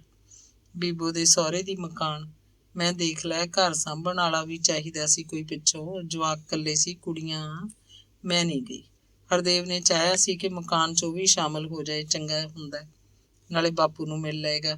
ਉਹਨੇ ਆਥਰ ਨੂੰ ਮੁੜਨਾ ਸੀ ਪਟਿਆਲੇ ਨੂੰ। ਉਹ ਜੋਗੀਪੁਰ ਬੈਠਾ ਰਹਿੰਦਾ ਤਾਂ ਮਕਾਨ ਵਾਲੇ ਪਤਾ ਨਹੀਂ ਕਿਹੜੇ ਵੇਲੇ ਮੁੜਦੇ। ਆਦਮੀਆਂ ਦੇ ਸੱਥਰ ਤੋਂ ਉੱਠ ਕੇ ਹਰਦੇਵ ਬੁੜੀਆਂ 'ਚ ਜਾ ਬੈਠਾ। ਉਹਨੇ ਸਭ ਤੋਂ ਪਹਿਲਾਂ ਬੀਬੋ ਦੀ ਸੱਸ ਨਾਲ ਗੱਲਬਾਤ ਕੀਤੀ, ਅਫਸੋਸ ਜ਼ਾਹਰ ਕੀਤਾ। ਪ੍ਰੀਤਮ ਕੌਰ ਨੇ ਸਭ ਦੱਸਿਆ ਜੋ ਉਹਨੇ ਅਨੇਕਾਂ ਵਾਰੀ ਹੋਰਾਂ ਨੂੰ ਦੱਸਿਆ ਹੋਏਗਾ, ਮੁਹਾਰਨੀ ਜੀ ਵਾਰਤਾ। ਬੀਬੋ ਕੰਮ ਧੰਦਾ ਕਰਦੀ ਫਿਰਦੀ ਸੀ। ਉਹਨੇ ਬੁਲਾਇਆ, ਉਹਦਾ ਸਿਰ ਪਲੋਸਿਆ। ਪ੍ਰਤਾਪੀ ਪਰਾਂ ਇੱਕ ਖੂੰਜੇ ਗੁੰਮਸੁੰਮ ਬੈਠੀ ਸੀ, ਨਾ ਝਾਕਦੀ ਨਾ ਬੋਲਦੀ। ਹਰਦੇਵ ਨੇ ਉਹਦੇ ਕੋਲ ਜਾ ਕੇ ਉਹਨੂੰ ਬੁਲਾਇਆ ਤਾਂ ਉਹ ਇਉਂ ਬੋਲੀ ਜਿਵੇਂ ਕਿਸੇ ਉੱਪਰੇ ਨੇ ਉਹਨੂੰ ਬੁਲਾਇਆ ਹੋਵੇ। ਹਰਦੇਵ ਨੂੰ ਹੈਰਾਨੀ ਹੋਈ, ਉਹਦੀ ਮਾਂ ਇੰਨੀ ਬਿਮਾਰ ਜੀ ਕਿਉਂ ਆ, ਢਿੱਲਾ ਢਿੱਲਾ ਕਿਉਂ ਬੋਲਦੀ ਹੈ। ਹਰਦੇਵ ਨੂੰ ਨਹੀਂ ਪਤਾ ਸੀ ਕਿ ਉਹ ਕਈ ਦਿਨਾਂ ਤੋਂ ਇੱਥੇ ਬੈਠੀ ਹੈ। ਉਹ ਤਾਂ ਸਮਝਦਾ ਹੋਏਗਾ ਉਹ ਮਕਾਨ ਵਾਲਿਆਂ ਨਾਲ ਆਈ ਹੈ। ਉਹ ਮੁੜ ਕੇ ਆ ਕੇ ਬੰਦਿਆਂ 'ਚ ਬੈਠਾ। ਗੱਜਣ ਉਹਨੂੰ ਉਠਾ ਕੇ ਪਰਾਂ ਲੈ ਗਿਆ। ਕਹਿੰਦਾ, ਦੇਵ ਤੂੰ ਪੈਸਿਆਂ ਨੂੰ ਆਇਆ ਹੋਏਗਾ, ਆ ਇੱਧਰ ਇੱਕ ਕਹਾਣੀ ਹੋ ਗਈ, ਇੱਥੇ ਆਉਣਾ ਪੈ ਗਿਆ। ਮੈਂ ਪੁੱਛਿਆ ਹੋਇਆ, ਗੱਲ ਕੀਤੀ ਪਈ ਹੈ, ਪਰ ਅੱਜ ਮੁਸ਼ਕਿਲ ਆ। ਤੂੰ ਹੁਣ ਅਗਲੇ ਐਤਵਾਰ ਆਈ, ਪਹਿਲਾਂ ਆ ਸਕਦਾ ਤਾਂ ਪਹਿਲਾਂ ਆ ਜੀ, ਪੈਸੇ ਮਿਲ ਜਾਣਗੇ। ਅੱਜ ਆਥਣੇ ਜਾ ਕੇ ਨਹੀਂ ਕੰਮ ਬਣ ਸਕਦਾ। ਮੈਂ ਰਹਿ ਪੂੰਗਾ, ਤੜਕੇ ਉੱਠ ਜੂ ਪਟਿਆਲੇ ਨੂੰ। ਤਾਂ ਨਾ ਅੱਜ ਨਹੀਂ, ਅੱਜ ਤਾਂ ਪਹੁੰਚਾਂਗੇ, ਪਤਾ ਨਹੀਂ ਕਦੋਂ। ਨਾਲੇ ਬਾਣੀਏ ਨੇ ਵਾਅਦਾ ਕੋਈ ਨਹੀਂ ਕੀਤਾ ਅੱਜ ਦਾ, ਕਹਿੰਦਾ ਸੀ ਕਰ ਦੂੰਗਾ, ਪਰ ਦਿਨ ਨਹੀਂ ਦੱਸਿਆ। ਹੁਣ ਜਾ ਕੇ ਪੁੜਿਆਂ ਤੇ ਅੱਗ ਕਾਹਨੂੰ ਮਚਾਉਣੀ ਹੈ, ਤੂੰ ਦਿਨ ਦੱਸ ਜਾ ਜਿੱਦਣ ਆਏਗਾ। ਹਰਦੇਵ ਦਾੜੀ ਖੁਰਚਣ ਲੱਗਿਆ। ਉਧਰ ਉਹਨੇ ਬਿਆਨਾ ਦੇਣ ਦਾ ਦਿਨ ਬੰਨਿਆ ਸੀ। ਸੋਚ ਸੋਚ ਕੇ ਕਹਿੰਦਾ, ਚੰਗਾ ਫਿਰ ਮੈਂ ਹੁਣ ਅਗਲੇ ਐਤਵਾਰ ਦੁਪਹਿਰ ਤੋਂ ਪਹਿਲਾਂ ਆਊਂਗਾ। ਤੂੰ ਪੈਸੇ ਲੈ ਕੇ ਘਰ ਰੱਖ ਛੱਡੀ, ਬਸ ਮੈਂ ਤਾਂ ਆਊਂਗਾ ਹੀ ਤੇ ਉਨੀ ਪੈਰੀ ਮੁੜ ਜੂੰਗਾ। ਗੱਲ ਮੁਕਾ ਕੇ ਦੋਵੇਂ ਫਿਰ ਸੱਥਰ ਤੇ ਆ ਬੈਠੇ। ਪਹਿਲਾਂ ਸਭ ਨੂੰ ਚਾਹ ਪਿਆਈ ਗਈ। ਹੋਰ ਸਕੀਰੀਆਂ ਵਾਲੇ ਵੀ ਸੀ। ਘਮਸਾਨ ਜਿਹਾ ਪਿਆ ਹੋਇਆ ਸੀ। ਜਿਉਣੇ ਦੀ ਕਿਧਰੇ ਗੱਲ ਨਹੀਂ ਹੋ ਰਹੀ ਸੀ। ਲੋਕ ਆਪਣੀਆਂ ਗੱਲਾਂ ਕਰੀ ਜਾ ਰਹੇ ਸੀ, ਵਿੱਚ ਹੱਸੀ ਵੀ ਜਾਂਦੇ। ਮਕਾਨ ਦਾ ਕੰਮ ਰਵਾਇਤੀ, ਇੱਕ ਹਾਜ਼ਰੀ। ਫਿਰ ਸਭ ਨੂੰ ਰੋਟੀ ਖਵਾਈ ਗਈ। ਬੁੜੀਆਂ ਰੋਟੀ ਖਾਂਦੀਆਂ ਹੱਸ-ਹੱਸ ਬੋਲ ਰਹੀਆਂ ਸੀ। ਜੋਗੀਪੁਰ ਵਾਲੀਆਂ ਪ੍ਰਤਾਪੀ ਵੱਲ ਝਾਕਦੀਆਂ, ਗੁੱਜਾ ਗੁੱਜਾ ਹੱਸਦੀਆਂ। ਨਹੀਂ, ਪ੍ਰਤਾਪੀ ਤਾਂ ਬਹੁਤਾ ਹੀ ਦੁੱਖ ਮੰਨੀ ਬੈਠੀ ਹੈ ਕੁੜਮ ਦਾ। ਨਹੀਂ, ਕੁੜਮ ਕੁੜਮਣੀ ਦਾ ਮੋਹ ਬਹੁਤ ਹੁੰਦਾ, ਕੋਈ ਆਖਦੀ। ਇੱਕ ਬੋਲੀ, ਸੁਣਿਆ ਨਹੀਂ ਅਖੇ, ਨਹੀਂ ਬਾਪੂ ਮੈਂ ਮਰ ਜਾ, ਨਹੀਂ ਮਰ ਜੇ ਕੁੜਮਣੀ ਤੇਰੀ। ਹਾਂ ਨਹੀਂ ਹਾਂ, 2-3 ਇਕੱਠੀਆਂ ਬੋਲ ਪਈਆਂ। ਸੱਪ ਵਰਗੀ ਕੁੜਮਣੀ ਮੇਰੀ ਲੈ ਲਈ ਧੀਏ ਤੇਰੇ ਦੰਦ ਨੇ। ਸੁਣਨ ਵਾਲੀਆਂ ਦੂਜੀਆਂ ਬੁੜੀਆਂ ਠਾਕਾ ਮਾਰ ਕੇ ਹੱਸ ਪਈਆਂ। ਬੁੜੀਆਂ ਦੀ ਇਸ ਹਾਸੀ ਨੇ ਪ੍ਰਤਾਪੀ ਦੀਆਂ ਅੱਖਾਂ ਖੋਲ੍ਹਤੀਆਂ। ਉਹਨਾਂ ਵੱਲੋਂ ਕੌੜ-ਕੌੜ ਝਾਕਣ ਲੱਗੀ। ਸ਼ਰੀਕੇ ਦੇ ਬੰਦੇ ਤੇ ਤੀਵੀਆਂ ਰੋਟੀ ਟੁੱਕ ਖਵਾਉਂਦੇ ਫਿਰਦੇ ਸੀ। ਸਾਬਤ ਮੂੰਗੀ ਦੀ ਦਾਲ ਦਾ ਵੱਡਾ ਪਤੀਲਾ ਰਿੰਨ ਕੇ ਧਰਿਆ ਸੀ। ਤਵੀ ਤੇ ਰੋਟੀਆਂ ਪੱਕ ਰਹੀਆਂ ਸੀ। ਵਿਆਹ ਵਰਗਾ ਮਾਹੌਲ ਸੀ। ਤੁਰਨ ਵੇਲੇ ਫੇਰ ਸਭ ਨੂੰ ਚਾਹ ਪਿਆਈ ਗਈ। ਬੰਦੇ ਕੱਪੜੇ ਝਾੜਦੇ, ਖੰਘਦੇ, ਬੋਲਦੇ ਉੱਠ ਕੇ ਤੁਰਨ ਲੱਗੇ। ਹਰ ਕੋਈ ਇਹੀ ਆਖਦਾ ਜਾ ਰਿਹਾ ਸੀ, ਚੰਗਾ ਭਾਈ, ਉਹਦਾ ਇੰਨਾ ਹੀ ਲਿਖਿਆ ਸੀ, ਹੁਣ ਆਪਦੀ ਸਮਝ ਕਰਿਓ ਭਾਈ, ਕਬੀਲਦਾਰੀ ਤੁਹਾਡੇ ਮੋਢਿਆਂ ਤੇ ਆ ਪਈ, ਸੁਰ ਰੱਖਿਓ। ਮਕਾਨ ਆਈਆਂ ਬੁੜੀਆਂ ਰੋਂਦੀਆਂ ਪਿੱਟਦੀਆਂ, ਕੀਰਨੇ ਪਾਉਂਦੀਆਂ ਘਰੋਂ ਬਾਹਰ ਜਾ ਰਹੀਆਂ ਸੀ। ਪ੍ਰਤਾਪੀ ਉਹਨਾਂ ਨਾਲ ਜੋਗੀਪੁਰ ਨੂੰ ਨਹੀਂ ਮੁੜੀ। ਦੂਜੇ ਦਿਨ ਕੱਲੀ ਆਈ ਤੇ ਫਿਰ ਭੋਗ ਵਾਲੇ ਦਿਨ ਉਹ ਮਲਕਪੁਰ ਨਹੀਂ ਗਈ। ਨਾ ਹੀ ਉਹਨੂੰ ਕਿਸੇ ਨੇ ਆਖਿਆ ਕਿ ਚੱਲ। ਪ੍ਰਤਾਪੀ ਪਹਿਲਾਂ ਵਾਂਗ ਹੀ ਸਧਾਰਨ ਸਥਿਤੀ 'ਚ ਆ ਗਈ, ਪਰ ਗੱਜਣ ਉਹਨੂੰ ਦੇਖ ਕੇ ਹੈਰਾਨ ਹੁੰਦਾ ਕਿ ਉਹ ਹੁਣ ਕਦੇ ਸਰਪੰਚ ਕੋਲ ਜ਼ਮੀਨ ਖਾਤਰ ਕਿਉਂ ਨਹੀਂ ਗਈ, ਨਾ ਹੋਰ ਕਿਸੇ ਬੰਦੇ ਕੋਲ ਜ਼ਮੀਨ ਦੀ ਗੱਲ ਤੋਰਦੀ ਹੈ। ਪਹਿਲਾਂ ਤਾਂ ਉਹਨੇ ਧੁੰਮ ਧਮਾ ਛੱਡੀ ਸੀ, ਆਖਦੀ ਹੁੰਦੀ ਜਾਨ ਦੇ ਦੂੰਗੀ ਪਰ ਜ਼ਮੀਨ ਲੈ ਕੇ ਛੱਡੂ। ਗੱਜਣ ਸੋਚਦਾ ਸ਼ਾਇਦ ਉਹਨੂੰ ਕਿਸੇ ਸਿਆਣੇ ਬੰਦੇ ਨੇ ਸਮਝਾ ਦਿੱਤਾ, ਆਖਿਆ ਹੋਏਗਾ ਕੀ ਲੈਣਾ ਤੂੰ ਜ਼ਮੀਨ ਤੋਂ, ਜ਼ਮੀਨਾਂ ਤੇਰੇ ਪੁੱਤਾਂ ਦੀਆਂ ਹੀ ਨਹੀਂ, ਤੂੰ ਚੁੱਪ ਕਰਕੇ ਆਪਦਾ ਵੇਲਾ ਪੂਰਾ ਕਰੀ ਜਾ। ਉਹਦਾ ਇੰਜ ਚੁੱਪ ਚੁੱਪ ਰਹਿਣਾ ਵੀ ਗੱਜਣ ਨੂੰ ਚੰਗਾ ਨਹੀਂ ਲੱਗ ਰਿਹਾ ਸੀ। ਉਹਦੀ ਚੁੱਪ ਤੋਂ ਗੱਜਣ ਨੂੰ ਡਰ ਲੱਗਦਾ, ਤਰਸ ਵੀ ਆਉਂਦਾ। ਉਹ ਆਪਣੇ ਆਪ ਨੂੰ ਹੀ ਸਮਝਣ ਵਿਚਾਰਨ ਲੱਗ ਪੈਂਦਾ। ਪ੍ਰਤਾਪੀ ਉਹਦੇ ਸਿਹਰੇ ਬੰਨ੍ਹ ਕੇ ਵਿਆਹੀ ਔਰਤ ਹੈ, ਉਹ ਐਵੇਂ ਨਹੀਂ ਕਿਧਰੋਂ ਚੁੱਕ ਕੇ ਲਿਆਂਦੀ ਹੋਈ। ਉਹਦੇ 2 ਪੁੱਤਾਂ ਤੇ 1 ਧੀ ਦੀ ਮਾਂ। ਦੇਖੀਏ ਤਾਂ ਘਰ ਦੀ ਅਸਲੀ ਮਾਲਕ ਉਹੀ ਹੈ, ਅਸਲੀ ਮਾਲਕਣ ਉਹੀ ਹੈ। ਐਵੇਂ ਮੈਂ ਜ਼ਮੀਨ ਜਾਇਦਾਦ ਦੇ ਲਾਲਚ 'ਚ ਚੰਦ ਕੌਰ ਨੂੰ ਚੁੱਕ ਲਿਆਇਆ। ਚੰਦ ਕੌਰ ਨਵਾਂ ਹੱਡ ਸੀ, ਮੁਟਿਆਰ ਸੀ, ਸੋਹਣੀ ਸੀ। ਉਦੋਂ ਤਾਂ ਉਹ ਚੰਗੀ ਚੰਗੀ ਲੱਗਦੀ ਸੀ, ਪਰ ਕੀ ਕੱਢ ਲਿਆ ਮੈਂ ਚੰਦ ਕੌਰ 'ਚੋਂ। ਪ੍ਰਤਾਪੀ ਕਿਹੜਾ ਮਾੜੀ ਸੀ, ਤਬੇਤਰੀ ਛੈਲ ਹੁੰਦੀ ਸੀ ਇਹ ਵੀ। ਮੈਂ ਪ੍ਰਤਾਪੀ ਦੀ ਜੂਨ ਖਰਾਬ ਕਰਤੀ। ਉਹ ਸੋਚਦਾ ਪ੍ਰਤਾਪੀ ਬਹੁਤ ਮਹਾਨ ਔਰਤ ਹੈ, ਜਿਹੜੀ ਆਪਣੇ ਮਰਦ ਦਾ ਵਾਰ ਸਹਿ ਗਈ, ਐਡੀ ਸੱਟ ਨੂੰ ਚੁੱਪ ਕਰਕੇ ਝੱਲ ਗਈ। ਹੋਰ ਤੀਵੀਂ ਹੁੰਦੀ ਤਾਂ ਘਰੋਂ ਨਿਕਲ ਜਾਂਦੀ, ਕਿਸੇ ਦੂਜੇ ਦੇ ਜਾ ਬੈਠਦੀ, ਜਾਂ ਕੋਈ ਖੂਹ ਖਾਤਾ ਗੰਦਾ ਕਰਨਾ ਸੀ। ਇਹ ਤਾਂ ਆਪਣੇ ਇਸ ਸਾਰੇ ਦੁੱਖ ਨੂੰ ਕਸੀਸ ਵੱਟ ਕੇ ਚੁੱਪਚਾਪ ਪੀ ਗਈ। ਇਹੋ ਜਿਹੀ ਤੀਵੀਂ ਦੇ ਪੈਰ ਪੂਜਣੇ ਚਾਹੀਦੇ ਆ। ਮੈਂ ਹੀ ਪਾਪੀ ਹਾਂ, ਮੈਂ ਦੋਜਕੀ ਹਾਂ, ਕਿਤੇ ਮੈਨੂੰ ਪ੍ਰਤਾਪੀ ਦਾ ਕੋਈ ਸਰਾਪ ਨਾ ਮਾਰ ਜਾਵੇ। ਮੈਂ ਉਹਦੇ ਨਾਲ ਧੱਕਾ ਕੀਤਾ। ਇੱਕ ਦਿਨ ਆਥਣੇ ਜੇ ਗੱਜਣ ਅੰਦਰਲੇ ਘਰ ਗਿਆ। ਪ੍ਰਤਾਪੀ ਮੰਜੇ ਤੇ ਲੱਤਾਂ ਇਕੱਠੀਆਂ ਕਰਕੇ ਬੈਠੀ ਸੀ, ਸਿਰ ਮੋਟੇ ਕੱਪੜੇ ਨਾਲ ਢਕਿਆ ਸੀ, ਗੋਡਿਆਂ ਤੇ ਬਾਹਾਂ ਦੁਆਲੇ ਵੀ ਕੱਪੜਾ, ਚੁੱਪਚਾਪ ਜਿਵੇਂ ਮਿੱਟੀ ਦੀ ਢੇਰੀ। ਕੁਝ ਵੀ ਨਹੀਂ ਸੋਚ ਰਹੀ ਸੀ, ਸ਼ਾਇਦ ਬਹੁਤ ਕੁਝ ਸੋਚ ਰਹੀ ਹੋਵੇ। ਗੱਜਣ ਦੇ ਆਉਣ ਦੀ ਬਿੜਕ ਉਹਨੂੰ ਨਹੀਂ ਹੋਈ। ਬਿੜਕ ਹੁੰਦੀ ਤਾਂ ਉੱਠ ਕੇ ਬੈਠ ਜਾਂਦੀ, ਕੁਝ ਬੋਲਦੀ ਚੱਲਦੀ। ਉਹ ਮੰਜੇ ਨੇੜੇ ਹੋ ਕੇ ਖੜ ਗਿਆ, ਬੋਲਿਆ, ਢਿੱਲੀ ਐ ਕੁਛ? ਉਹਨੇ ਸਿਰਫ ਅੱਖਾਂ ਝਮਕੀਆਂ, ਉਹਦੇ ਵੱਲ ਝਾਕੀ ਨਹੀਂ, ਨਾ ਬੋਲੀ। ਬੈਠਣ ਲਈ ਨਹੀਂ ਕਿਹਾ। ਗੱਜਣ ਮੰਜੇ ਦੀ ਪੈਂਦਾ ਵੱਲ ਬੈਠ ਗਿਆ, ਆਪਣਿਆਂ ਵਾਂਗ ਸਿਰ ਨੀਵਾਂ ਕਰਕੇ ਮੋਝ ਭਿੱਜ ਕੇ ਪੁੱਛਿਆ, ਮੈਂ ਐਂ ਬੈਠੀ ਆ? ਉਹੀ ਬਸ। ਪ੍ਰਤਾਪੀ ਬਹੁਤ ਸੰਖੇਪ ਸੀ। ਚਾਹ ਪੀ ਲਈ ਸੀ ਆਥਣ ਦੀ? ਹਾਂ ਪੀ ਲਈ। ਰੋਟੀ ਵੀ ਖਾ ਲਈ। ਹੁਣ ਫਿਰ ਰੋਟੀ ਟੁੱਕਦਾ ਨਹੀਂ ਕਰਦੀ? ਕਰ ਲੂੰਗੀ। ਭੰਤੋ ਦੁੱਧ ਫੜਾ ਗਈ? ਅਜੇ ਨਹੀਂ। ਆਹ ਫੜ। ਗੱਜਣ ਨੇ ਆਪਣੀ ਜੇਬ 'ਚੋਂ 100 ਰੁਪਏ ਦਾ ਇੱਕ ਨੋਟ ਕੱਢ ਕੇ ਉਹਨੂੰ ਦਿੱਤਾ। ਨੋਟ ਉਹਨੇ ਲੈ ਲਿਆ। ਕਹਿਣ ਲੱਗਿਆ, ਤੈਨੂੰ ਲੋੜ ਰਹਿੰਦੀ ਹੋਊਗੀ ਪੈਸੇ ਟਕੇ ਦੀ, ਹਰ ਮਹੀਨੇ ਦੇ ਜਿਆ ਕਰੂੰ ਮੈਂ 100 ਰੁਪਈਆ। ਦਾਣੇ ਤੈਨੂੰ ਸਿੱਟ ਹੀ ਦਿੰਨੇ ਆ, ਦੁੱਧ ਆ ਜਾਂਦਾ ਆਥਣ ਉੱਗਣ। ਹੋਰ ਦੱਸ। ਠੀਕ ਹੈ ਬਸ। ਪ੍ਰਤਾਪੀ ਦਾ ਕੋਈ ਗਿਲਾ ਨਹੀਂ ਸੀ, ਕੋਈ ਮੰਗ ਨਹੀਂ ਸੀ। ਉਵੇਂ ਬੈਠੀ ਸੀ, ਬੁੱਤ ਬਣੀ ਹੋਈ। 100 ਦਾ ਨੋਟ ਹੱਥ 'ਚ ਸੀ, ਜੇਬ 'ਚ ਨਹੀਂ ਪਾਇਆ। ਚੰਗਾ ਚੱਲਦਾ ਮੈਂ ਤਾਂ, ਗੱਜਣ ਨੇ ਕਿਹਾ। ਉਹ ਨਹੀਂ ਬੋਲੀ, ਹੂੰ ਵੀ ਨਹੀਂ ਕਿਹਾ, ਸਿਰਫ ਅੱਖਾਂ ਖੁੱਲੀਆਂ ਤੇ ਥੱਲੇ ਵੱਲ ਝਾਕੀ। ਉਹ ਚਲਾ ਗਿਆ। ਇਹ ਕੌਣ ਆਇਆ ਸੀ ਓਪਰਾ ਜਿਹਾ? ਕੀ ਗੱਲਾਂ ਕਰ ਗਿਆ, ਬੇਮਤਲਬ ਜਿਹੀਆਂ। 100 ਰੁਪਈਆ, ਜਿਵੇਂ ਕੋਈ ਗੁਆਂਢੀ ਉਹਨੂੰ ਉਧਾਰਾ ਫੜਾ ਕੇ ਗਿਆ ਹੋਵੇ। ਅਖੇ ਹਰ ਮਹੀਨੇ ਇਹ ਹੁਣ ਕਿਉਂ? ਪਹਿਲਾਂ ਕਦੇ ਕੋਈ ਕੁਝ ਨਹੀਂ ਦੇ ਕੇ ਗਿਆ ਸੀ। ਇਸ ਤਰ੍ਹਾਂ ਇਹ ਅਪਣੱਤ ਜੀ ਹੁਣ ਕਿੱਧਰੋਂ ਜਾਗ ਪਈ ਕਿਸੇ ਨੂੰ? ਉਹਦੇ ਲਈ ਕੋਈ ਕੀ ਕਰਦਾ? ਪ੍ਰਤਾਪੀ ਦੇ ਦਿਲ ਨਾ ਗੁੱਟਦਾ। ਦੁਨੀਆ ਬੇਗਾਨੀ ਹੋ ਕੇ ਰਹਿ ਗਈ। ਤੂੰ ਮੈਨੂੰ ਨਾਲ ਕਿਉਂ ਨਹੀਂ ਲੈ ਕੇ ਗਿਆ ਵੇ? ਹਾਏ, ਉਹ ਗੁੱਜੇ ਗੁੱਜੇ ਵੈਣ ਪਾਉਂਦੀ। ਕਿਧਰੇ ਵੀ ਉਹਦਾ ਚਿੱਤ ਨਹੀਂ ਲੱਗਦਾ ਸੀ। ਉਹਨੂੰ ਧੀਆਂ ਪੁੱਤ ਦੋਹਤੇ ਸਭ ਵਿਸਰ ਗਏ। ਉਹ ਜਿਉਣਾ ਨਹੀਂ ਚਾਹੁੰਦੀ ਸੀ। ਰੋਟੀ ਖਾਂਦੀ, ਚਾਹ ਪੀਂਦੀ, ਪਾਣੀ ਦੀਆਂ ਘੁੱਟਾਂ ਉਹਦਾ ਸਰੀਰ ਮੰਗਦਾ ਸੀ, ਚਿੱਤ ਨਹੀਂ। ਚਿੱਤ ਤਾਂ ਉਹਦਾ ਮਰ ਮੁੱਕ ਗਿਆ ਸੀ। ਇੱਕੋ ਝੋਰਾ ਕਿ ਉਹ ਚੰਦਰੇ ਨਾਲ ਆਖਰ ਦੀਆਂ ਗੱਲਾਂ ਕਿਉਂ ਨਾ ਕਰ ਸਕੀ। ਅੰਗ 47ਵਾਂ। ਮਥਰਾ ਦਾਸ ਤੇ ਹਰਦੇਵ ਨੇ ਦੋਵਾਂ ਪਲਾਟਾਂ ਦੀ ਰਜਿਸਟਰੀ ਕਰਵਾ ਲਈ। ਨਾਲ ਦੀ ਨਾਲ 4 ਦੀਵਾਰੀਆਂ ਵੀ ਖਿੱਚਦੀਆਂ। ਹਰਦੇਵ ਖੁਸ਼ ਸੀ ਕਿ ਉਹਨੇ ਪਲਾਟ ਲੈ ਲਿਆ। ਉਹਨੂੰ ਲੱਗਦਾ ਜਿਵੇਂ ਜ਼ਿੰਦਗੀ 'ਚ ਉਹਨੇ ਪਹਿਲਾ ਚੰਗਾ ਕੰਮ ਕੀਤਾ ਹੈ। ਬਹਾਨੇ ਨਾਲ ਜਾਇਦਾਦ ਬਣ ਗਈ। ਪੈਸਾ ਹੱਥਾਂ ਦੀ ਮੈਲ ਹੁੰਦਾ, ਹੌਲੀ ਹੌਲੀ ਉਤਰ ਜਾਏਗਾ। ਉਹਨੇ ਕਿਹੜਾ ਕਿਸੇ ਨੂੰ ਵਿਆਜ ਦੇਣਾ? ਦੋਸਤਾਂ ਮਿੱਤਰਾਂ ਦਾ ਪੈਸਾ ਛੇਤੀ ਲਾਹ ਦੇਏਗਾ। ਹੁਣ ਉਹਨੂੰ ਆਪਣਾ ਬਾਪ ਵੀ ਚੰਗਾ ਚੰਗਾ ਲੱਗਦਾ। ਪਿੰਡ ਦੀ ਜ਼ਮੀਨ ਉੱਤੇ ਉਹਨੂੰ ਗੌਰਵ ਰਹਿੰਦਾ। ਜੇ ਪਿੰਡ ਵਾਲੀ ਜ਼ਮੀਨ ਜਾਇਦਾਦ 'ਚ ਉਹਦਾ ਕੋਈ ਹੱਕ ਹੈ, ਤਦ ਹੀ ਉਹ ਫੜ ਲਿਆ 10,000। ਉਹਦਾ ਕਿਧਰੇ ਕੋਈ ਹੱਕ ਨਾ ਹੁੰਦਾ, ਪਿਓ ਉਹਨੂੰ ਕਿੱਥੋਂ ਦੇ ਦਿੰਦਾ ਰੁਪਈਏ? ਕਿਉਂ ਦਿੰਦਾ? ਮਾਸਟਰ ਮਥਰਾ ਦਾਸ ਹਰਦੇਵ ਉੱਤੇ ਆਪਣਾ ਅਹਿਸਾਨ ਜਤਾਉਂਦਾ ਕਿ ਉਹਨੇ ਉਹਨੂੰ ਕਹਿ ਵੇਖ ਕੇ ਪਲਾਟ ਦਵਾਤਾ, ਨਹੀਂ ਤਾਂ ਹਰਦੇਵ ਨੇ ਪਲਾਟ ਲੈਣ ਲਈ ਖੁਦ ਕਦੇ ਸੋਚਿਆ ਤੱਕ ਨਹੀਂ ਹੋਏਗਾ। ਮਥਰਾ ਦਾਸ ਅੰਦਰੋਂ ਖੁਸ਼ ਸੀ ਕਿ ਮਾਲਕ ਦੀ ਦੋਵੇਂ ਪਲਾਟ ਇਕੱਠੇ ਵੇਚਣ ਦੀ ਸ਼ਰਤ ਪੂਰੀ ਹੋ ਗਈ ਤੇ ਉਹਨੇ ਇੱਕ ਪਲਾਟ ਲੈ ਲਿਆ। 4 ਦੀਵਾਰੀ ਹੋ ਗਈ। ਹੁਣ 5-7 ਸਾਲ ਉਹ ਟਿਕੇਗਾ। ਉਦੋਂ ਤੱਕ ਭਾਅ ਦੁੱਗਣੇ ਹੋ ਜਾਣਗੇ, ਪੈਸੇ ਵੱਟ ਕੇ ਬਾਹਰ ਜਾਏਗਾ। ਉਹਨਾਂ ਦਿਨਾਂ 'ਚ ਇੱਕ ਗੱਲ ਚੰਗੀ ਹੋਰ ਹੋਈ। ਮਨਜੀਤ 3 ਵਰ੍ਹਿਆਂ ਤੋਂ PhD ਦੇ ਮਗਰ ਪਈ ਸੀ। ਜਗਰੂਪ ਕਰਕੇ ਵਿੱਚ ਦੀ ਇਹ ਕੰਮ ਸਾਲ ਸਵਾ ਸਾਲ ਰੁਕਿਆ ਰਿਹਾ। ਪਿਛਲੇ ਮਹੀਨਿਆਂ 'ਚ ਉਹਨੇ ਆਪਣਾ ਥੀਸਿਸ ਟਾਈਪ ਕਰਵਾ ਕੇ ਸਬਮਿਟ ਕਰਤੀ ਸੀ ਤੇ ਫਿਰ ਦਿਨ ਪਾ ਕੇ ਥੀਸਿਸ ਪਾਸ ਹੋ ਗਿਆ। ਵਾਈਵਾ ਤਾਂ ਐਵੇਂ ਜ਼ਾਬਤਾ ਕਾਰਵਾਈ ਸੀ। ਪਲਾਟ ਦੀ ਰਜਿਸਟਰੀ ਤੋਂ 2 ਮਹੀਨੇ ਬਾਅਦ ਉਹਦਾ ਵਾਈਵਾ ਹੋ ਗਿਆ। ਉਹ ਡਾਕਟਰ ਬਣ ਗਈ। ਦੋਵੇਂ ਜੀਆਂ ਨੂੰ ਹੌਸਲਾ ਹੋਇਆ ਕਿ ਹੁਣ ਉਹਨੂੰ ਕਿਧਰੇ ਪੱਕੀ ਨੌਕਰੀ ਮਿਲ ਜਾਏਗੀ। ਮਨਜੀਤ ਨੂੰ ਨੌਕਰੀ ਮਿਲਣ ਬਾਅਦ ਹੀ ਉਹ ਕੋਠੀ ਪਾਉਣਗੇ। ਮਨਜੀਤ ਦੀ ਕੱਚੀ ਨੌਕਰੀ ਉਸੇ ਤਰ੍ਹਾਂ ਚੱਲ ਰਹੀ ਸੀ। ਘਰ ਵਿਹਲੀ ਬੈਠੀ ਰਹਿਣ ਨਾਲੋਂ ਤਾਂ ਇਹ ਚੰਗੀ ਸੀ। ਕੁਝ ਆਰਥਿਕ ਮਦਦ ਹੋ ਜਾਂਦੀ, ਉਹਨੂੰ ਆਊਟਿੰਗ ਹੁੰਦੀ ਰਹਿੰਦੀ। ਉਹ ਸੋਚਦੀ ਕੁਝ ਘੰਟੇ ਘਰੋਂ ਬਾਹਰ ਰਹਿ ਕੇ ਫਿਰ ਘਰ ਮੁੜਨਾ ਕਿੰਨਾ ਚੰਗਾ ਲੱਗਦਾ ਹੈ। ਹਮੇਸ਼ਾ ਹੀ ਘਰ 'ਚ ਬੈਠੇ ਰਹੋ ਕਿੰਨਾ ਬੋਰ ਹੁੰਦਾ ਹੈ। ਕੈਦ ਜਿਹਾ ਅਹਿਸਾਸ ਜਗਰੂਪ ਨੂੰ ਪਹਿਲਾਂ ਵਾਂਗ ਹੀ ਨੌਕਰਾਣੀ ਸੰਭਾਲਦੀ। ਪੰਜਾਬੀ ਪਬਲਿਕ ਸਰਵਿਸ ਕਮਿਸ਼ਨ ਨੇ ਅਰਥ ਸ਼ਾਸਤਰ ਦੇ ਲੈਕਚਰਾਰਾਂ ਦੀਆਂ 10 ਖਾਲੀ ਅਸਾਮੀਆਂ ਭਰਨ ਲਈ ਇਸ਼ਤਿਹਾਰ ਦਿੱਤਾ। ਮਨਜੀਤ ਖੁਸ਼ੀ ਨਾਲ ਟੱਪ ਉੱਠੀ। ਆਹਾ ਜੀ, ਹੁਣ ਬਣੀ ਨਾ ਗੱਲ। ਕਮਿਸ਼ਨ ਸੰਬੰਧੀ ਬੜੀਆਂ ਗੱਲਾਂ ਮਸ਼ਹੂਰ ਸੀ। ਸੱਚ ਕੀ ਹੈ, ਝੂਠ ਕੀ, ਕੋਈ ਪਤਾ ਨਹੀਂ। ਕਹਿੰਦੇ ਸੀ ਚੇਅਰਮੈਨ ਬੜਾ ਅੜਬ ਹੈ, ਕਿਸੇ ਦੀ ਨਹੀਂ ਸੁਣਦਾ, ਸਿਫਾਰਿਸ਼ ਨਹੀਂ ਮੰਨਦਾ, ਚਾਹੇ ਉਹਦਾ ਪਿਓ ਚੱਲ ਕੇ ਆ ਜਾਏ। ਨਿਰੋਲ ਮੈਰਿਟ ਦੇ ਹਿਸਾਬ ਸਿਲੈਕਸ਼ਨ ਹੁੰਦੀ ਹੈ। ਵਿੱਚ ਇਹ ਵੀ ਗੱਲਾਂ ਹੁੰਦੀਆਂ, ਚੇਅਰਮੈਨ ਦੇ ਕੁਝ ਖਾਸ ਬੰਦੇ ਆ, ਉਹਨਾਂ ਨੂੰ ਮਿਲੋ ਸਭ ਹੋ ਜਾਂਦਾ। ਮੈਰਿਟਾਂ ਦੇ ਤਾਂ ਤੂੰ ਛੁੱਟ ਜਾਂਦੇ ਆ। ਕੋਈ ਦੱਸਦਾ ਚੇਅਰਮੈਨ ਤੇ ਮੈਂਬਰਾਂ ਨੇ ਕੋਟੇ ਵੰਡੇ ਹੁੰਦੇ ਆ, ਕੋਟੇ ਪੂਰੇ ਕੀਤੇ ਜਾਂਦੇ ਆ, ਜਿਹਨੂੰ ਮਰਜ਼ੀ ਸਿਲੈਕਟ ਕਰਨ।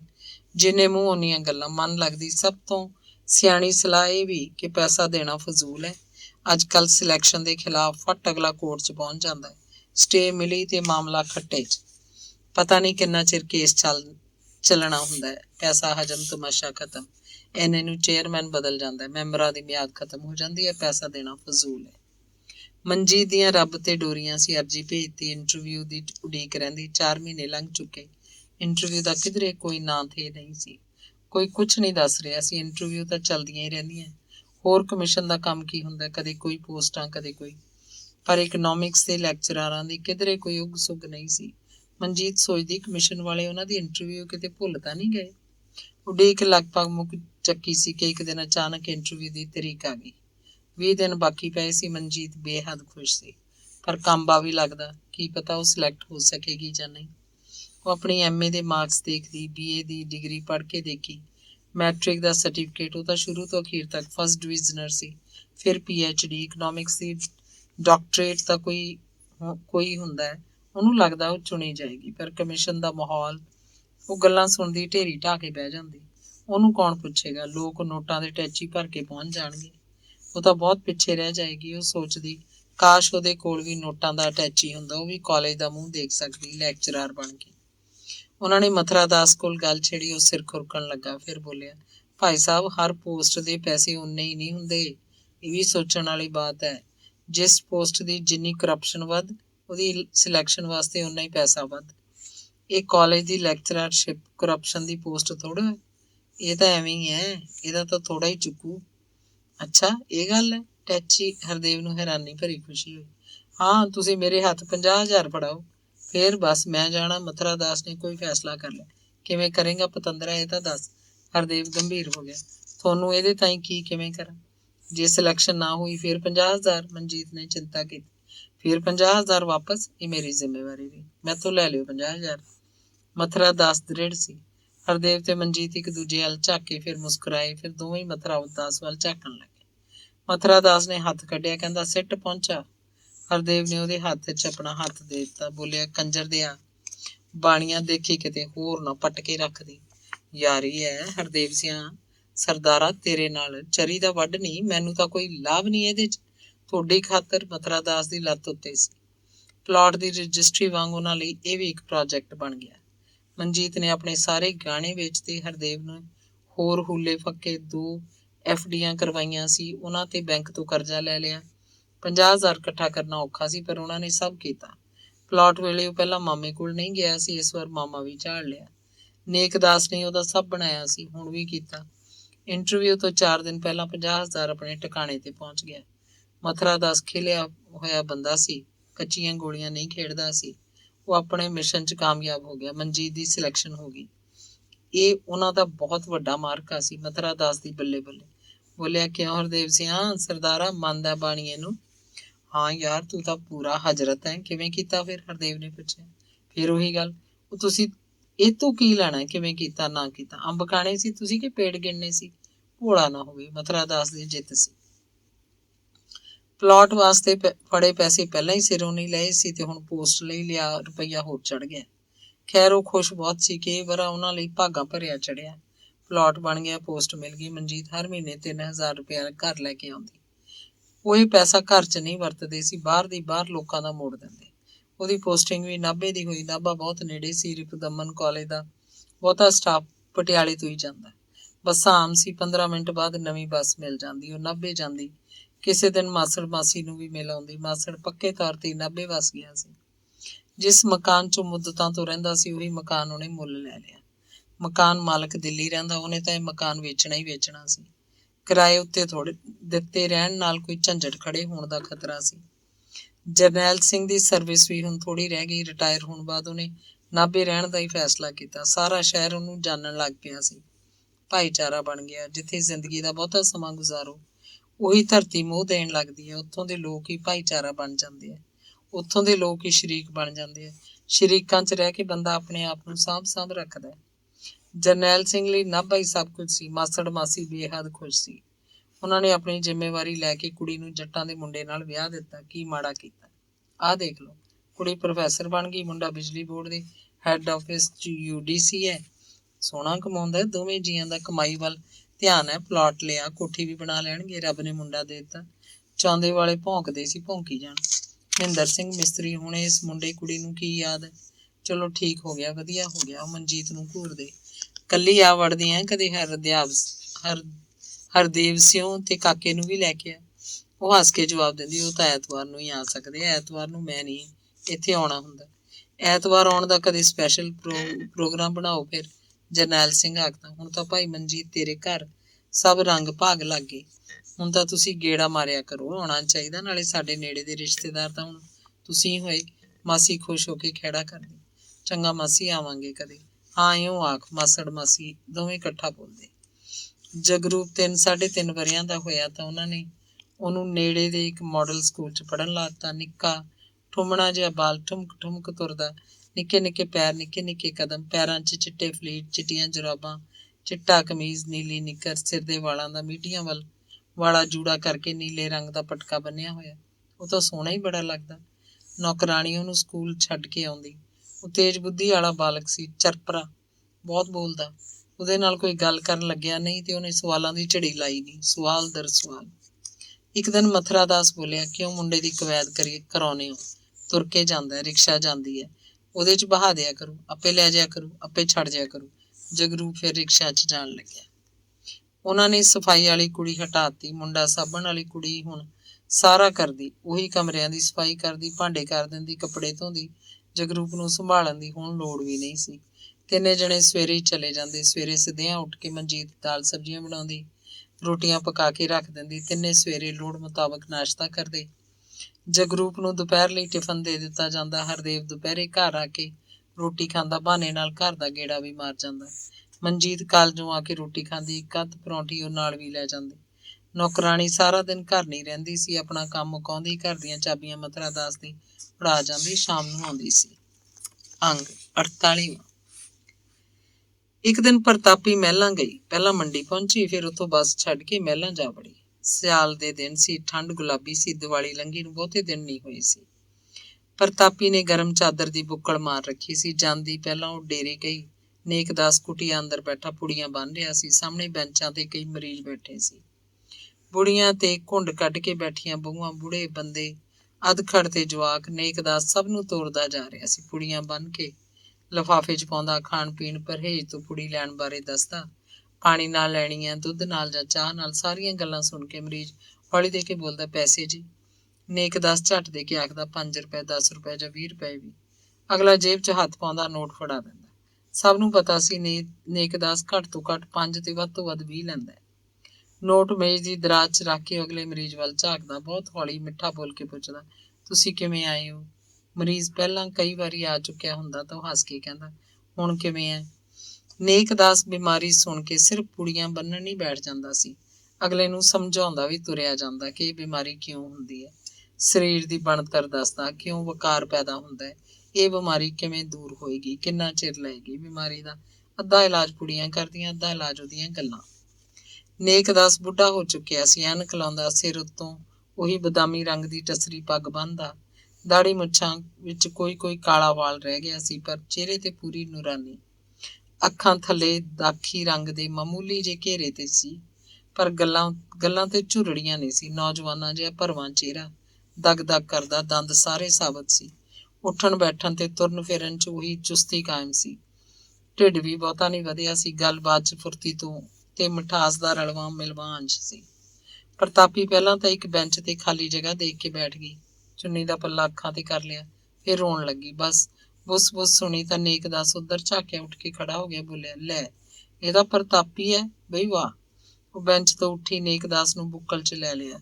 ਉਹਦੇ ਗਲ ਦੁਆਲੇ ਬਾਹਾਂ ਪਾ ਕੇ ਰੋਈ ਜਾਵੇ। ਨੇਕ ਦਾਸ ਨੇ ਉਹਨੂੰ ਕੋਲ ਪਈ ਕੁਰਸੀ ਤੇ ਬਿਠਾ ਲਿਆ, ਬੋਲਿਆ, ਰੋਂਦੀ ਕਾਹਨੂੰ ਹੈ? ਸਾਨੂੰ ਸੰਤਾਂ ਤੇ ਕੋਈ ਅਸਰ ਨਹੀਂ ਹੁੰਦਾ ਇਹਨਾਂ ਗੱਲਾਂ ਦਾ। ਆਈਆਂ ਤਾਂ ਬੈਠ ਕੇ ਗੱਲਾਂ ਕਰ ਬੰਦਿਆਂ ਵਾਂਗੂ, ਸੌਰੀ ਨਾ ਹੋਵੇ ਤਾਂ।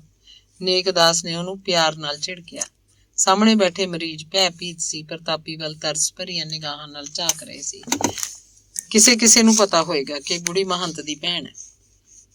ਉਹਨੇ ਚੁੰਨੀ ਦੇ ਪੱਲੇ ਨਾਲ ਅੱਖਾਂ ਪੂੰਝ ਲਈਆਂ, ਸਹੀ ਸਲਾਮਤ ਬੋਲ 'ਚ ਗੱਲਾਂ ਕਰਨ ਲੱਗੀ। ਲੱਗਦਾ ਰੋਈ ਤਾਂ ਉਹ ਬਿਲਕੁਲ ਨਹੀਂ ਸੀ। ਆਖ ਰਹੀ ਸੀ, ਕਿੰਨਾ ਚਿਰ ਹੋ ਗਿਆ ਤੂੰ ਆਇਆ ਕਿਉਂ ਨਹੀਂ ਜੋਗੀਪੁਰ? ਤੈਨੂੰ ਕੀ ਭਾਈ, ਪ੍ਰਤਾਪੀ ਮਰਦੀ ਹੋਵੇ ਜਿਉਂਦੀ ਹੋਵੇ, ਤੇਰਾ ਕਿਹੜਾ ਕੁਛ ਲੱਗਦੀ ਹੈ? ਫਿਰ ਕਹਿਣ ਲੱਗੀ, ਮੇਰੇ ਕੰਨੀਆਂ ਤਾਂ ਸਭ ਦਾ ਲਹੂ ਸਫੈਦ ਹੋ ਗਿਆ। ਸਭ ਮਰ ਗਏ। ਮੇਰੇ ਭਾ ਦਾ ਤਾਂ ਜਦੋਂ ਮੈਨੂੰ ਮਰੀ ਸਮਝ ਲਿਆ, ਆਪੇ ਮਰ ਗਏ ਭਾਈ।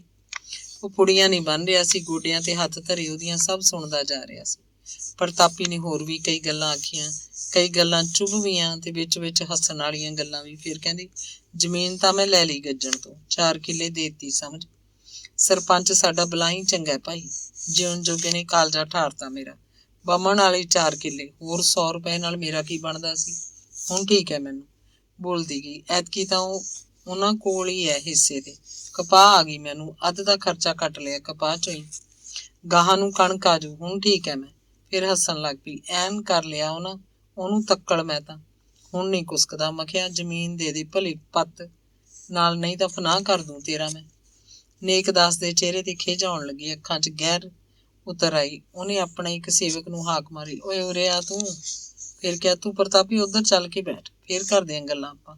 ਤੂੰ ਚਾਹ ਪਾਣੀ ਪੀ ਪਹਿਲਾਂ। ਸੇਵਕ ਨੂੰ ਆਖਿਆ, ਦੁੱਧ 'ਚ ਪੱਤੀ ਪਾ ਲਈ, ਮੈਂ ਵੀ ਆਉਣਾ, ਬਸ ਉੱਥੇ ਬੈਠ ਕੇ ਹੀ ਪੀਵਾਂਗੇ।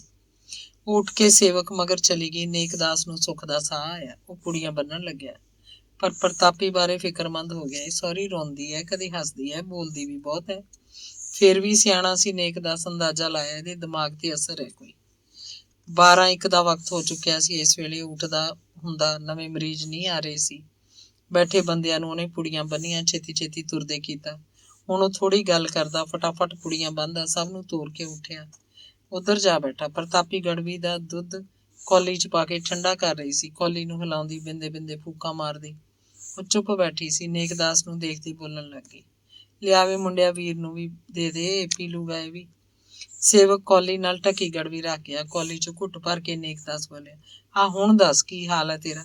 ਹਾਲ ਵਧੀਆ, ਮੇਰੇ ਹਾਲ ਦਾ ਕੀ ਅੰਤ ਹੈ? ਮੌਜਾਂ ਕਰਦੀਆਂ।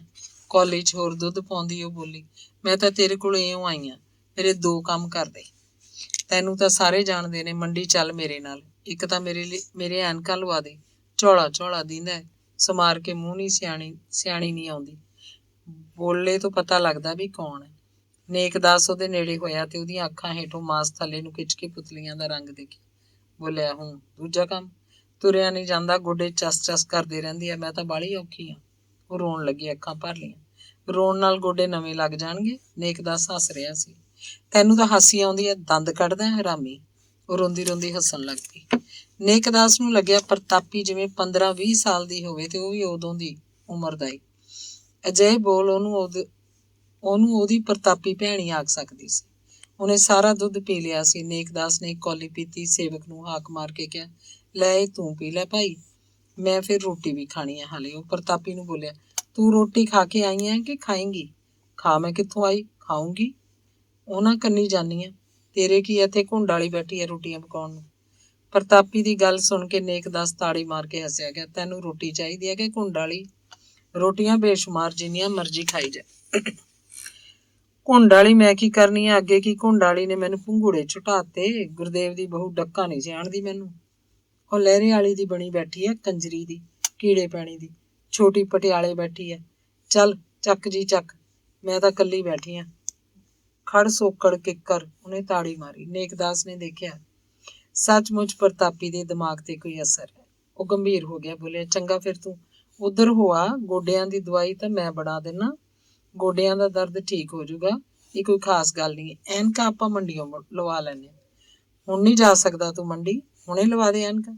ਨਹੀਂ, ਤੂੰ ਅੱਜ ਰਹਿ, ਆਥਣੇ ਮੈਂ ਉੱਧਰ ਆਊਂ, ਗੱਲਾਂ ਕਰਾਂਗੇ, ਤੜਕੇ ਚੱਲ ਕੇ ਸਿੱਧੀਆਂ ਮੰਡੀ। ਤਾਂ ਚੰਗਾ ਉਹ ਖੜੀ ਹੋ ਗਈ। ਦੁਪਹਿਰ ਦੀ ਰੋਟੀ ਖਾ ਕੇ ਨੇਕਦਾਸ ਆਰਾਮ ਕਰਨ ਲਈ ਤਾਂ ਚੁਬਾਰੇ ਚਲਾ ਗਿਆ। ਪਹਿਲਾਂ ਤਾਂ ਉਹ ਘੜੀ ਬਿੰਦ ਅੱਖ ਲਾ ਲੈਂਦਾ ਹੁੰਦਾ ਸੀ। ਰੋਟੀ ਖਾਧੀ ਹੁੰਦੀ, ਆਪਣੇ ਆਪ ਹੀ ਅੱਖਾਂ ਮਿਟਣ ਲੱਗਦੀਆਂ, ਥੱਕਿਆ ਵੀ ਹੁੰਦਾ।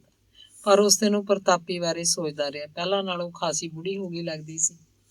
ਦਿਮਾਗ ਜਿਵੇਂ ਹਿੱਲ ਗਿਆ ਹੋਵੇ, ਪਰ ਉਹਦੀ ਇੰਨੀ ਉਮਰ ਨਹੀਂ ਸੀ ਕਿ ਕਮਲੀਆਂ ਬੋਲੀਆਂ ਮਾਰੇ। ਉਹਨੇ ਚਿੰਤਾ ਕੀਤੀ, ਕੋਈ ਕਾਰਨ ਜ਼ਰੂਰ ਹੈ। ਨਤੀਜਾ ਕੱਢਿਆ ਸ਼ਾਇਦ ਪੈਸੇ ਟਕੇ ਵੱਲੋਂ ਤੰਗ ਰਹਿੰਦੀ ਹੋਵੇ। ਪਰ ਹੁਣ ਤਾਂ ਠੀਕ ਹੈ, ਆਪ ਹੀ ਦੱਸਦੀ ਹੈ ਕਿ ਉਹਨੂੰ 4 ਕਿੱਲੇ ਜ਼ਮੀਨ ਦਵਾ ਦਿੱਤੀ ਗਈ। ਕੋਈ ਹੋਰ ਮਾਨਸਿਕ ਗੁੰਝਲ ਹੋ ਸਕਦੀ ਹੈ, ਇਕੱਲੀ ਰਹਿੰਦੀ ਹੈ। ਗੁਰਦੇਵ ਤੇ ਬਹੂ ਤਾਂ ਗੱਲ ਨਹੀਂ ਕਰਦੇ, ਗੱਜਣ ਵੀ ਨਹੀਂ ਸਿਆਣਦਾ ਇਹਨੂੰ। ਪਰ ਇਹਦਾ ਇਹ ਹਾਲ ਤਾਂ ਬਹੁਤ ਵਰਿਆਂ ਤੋਂ ਹੈ, ਪਹਿਲਾਂ ਨਾ ਹੋ ਗਈ ਕਮਲੀ। ਇੰਨੇ ਵਰਿਆਂ ਦੀ ਇਕੱਲਤਾ ਨੇ ਤਾਂ ਸਗੋਂ ਇਹਨੂੰ ਪਕਰੌੜ ਬਣਾ ਦੇਣਾ ਸੀ। ਮਰੂੜ ਚਿੱਤ ਬਣ ਜਾਂਦੀ। ਉਹਦੀ ਸਮਝ 'ਚ ਕੁਝ ਨਹੀਂ ਆ ਰਿਹਾ ਸੀ, ਹੋਰ ਕੀ ਕਾਰਨ ਹੋ ਸਕਦਾ ਹੈ। ਉਹਨੇ ਬਹੁਤ ਸੋਚਿਆ। ਇਹਨਾਂ ਸੋਚਾਂ 'ਚ ਪਿਛਲੇ ਪਹਿਰ ਦੀ ਚਾਹ ਦਾ ਵੇਲਾ ਹੋ ਗਿਆ। ਸੇਵਕ ਮੁੰਡਾ ਚਾਹ ਦੀ ਗੜਵੀ ਦੇ ਉੱਤੇ ਕੌਲੀ ਧਰ ਕੇ ਚੁਬਾਰੇ 'ਚ ਹੀ ਲੈ ਆਇਆ। ਚਾਹ ਪੀ ਕੇ ਉਹ ਕੁਝ ਚਿਰ ਤਖਤ ਪੋਸ਼ ਤੇ ਬੈਠਾ ਰਿਹਾ। ਫਿਰ ਚੁਬਾਰੇ 'ਚੋਂ ਬਾਹਰ ਆ ਕੇ ਛੱਤ ਉੱਤੇ ਟਹਿਲਣ ਲੱਗਿਆ। ਆਥਣ ਦੇ ਮਰੀਜ਼ ਆ ਕੇ ਬੈਠਣ ਲੱਗ ਪਏ। ਹੌਲੀ ਹੌਲੀ ਪੌੜੀਆਂ ਉਤਰਿਆ, ਕੁਟੀਆਂ ਅੰਦਰ ਜਾ ਕੇ ਮਰੀਜ਼ ਭੁਗਤਾਉਣ ਲੱਗਿਆ।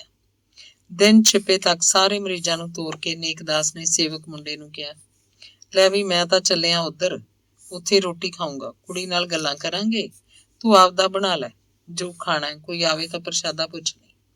ਸੇਵਕ ਮੁੰਡੇ ਨੇ ਮੱਝ ਦੀ ਧਾਰ ਕੱਢੀ, ਦੋਵੇਂ ਗਊਆਂ ਵੀ ਚੋ ਲਈਆਂ, ਰੋਟੀ ਪਕਾ ਕੇ ਖਾ ਲਈ। ਸਬਜ਼ੀ ਆਲੂ ਗੋਭੀ ਦੀ ਦੁਪਹਿਰ ਦੀ ਪਈ ਸੀ। 2 ਬੰਦੇ ਹੋਰ ਆਏ ਸੀ ਰੋਟੀ ਖਾਣ ਵਾਲੇ। ਰੋਟੀ ਖਾਧੀ, ਡੇਰੇ 'ਚ ਰਜਾਈਆਂ ਲੈ ਕੇ ਲੰਮੇ ਪੈ ਗਏ। ਉਹ ਕਿਸੇ ਹੋਰ ਪਿੰਡੋਂ ਸੀ, ਬਸ ਰਾਤ ਕੱਟਣੀ ਸੀ। ਨੇਕਦਾਸ ਖਾਸਾ ਹਨੇਰਾ ਕਰਕੇ ਡੇਰੇ ਆਇਆ। ਡੇਰੇ 'ਚ ਚੁੱਪ ਚਾਂਦ ਸੀ। ਸੇਵਕ ਮੁੰਡਾ ਘੂਕ ਸੁੱਤਾ ਪਿਆ ਸੀ।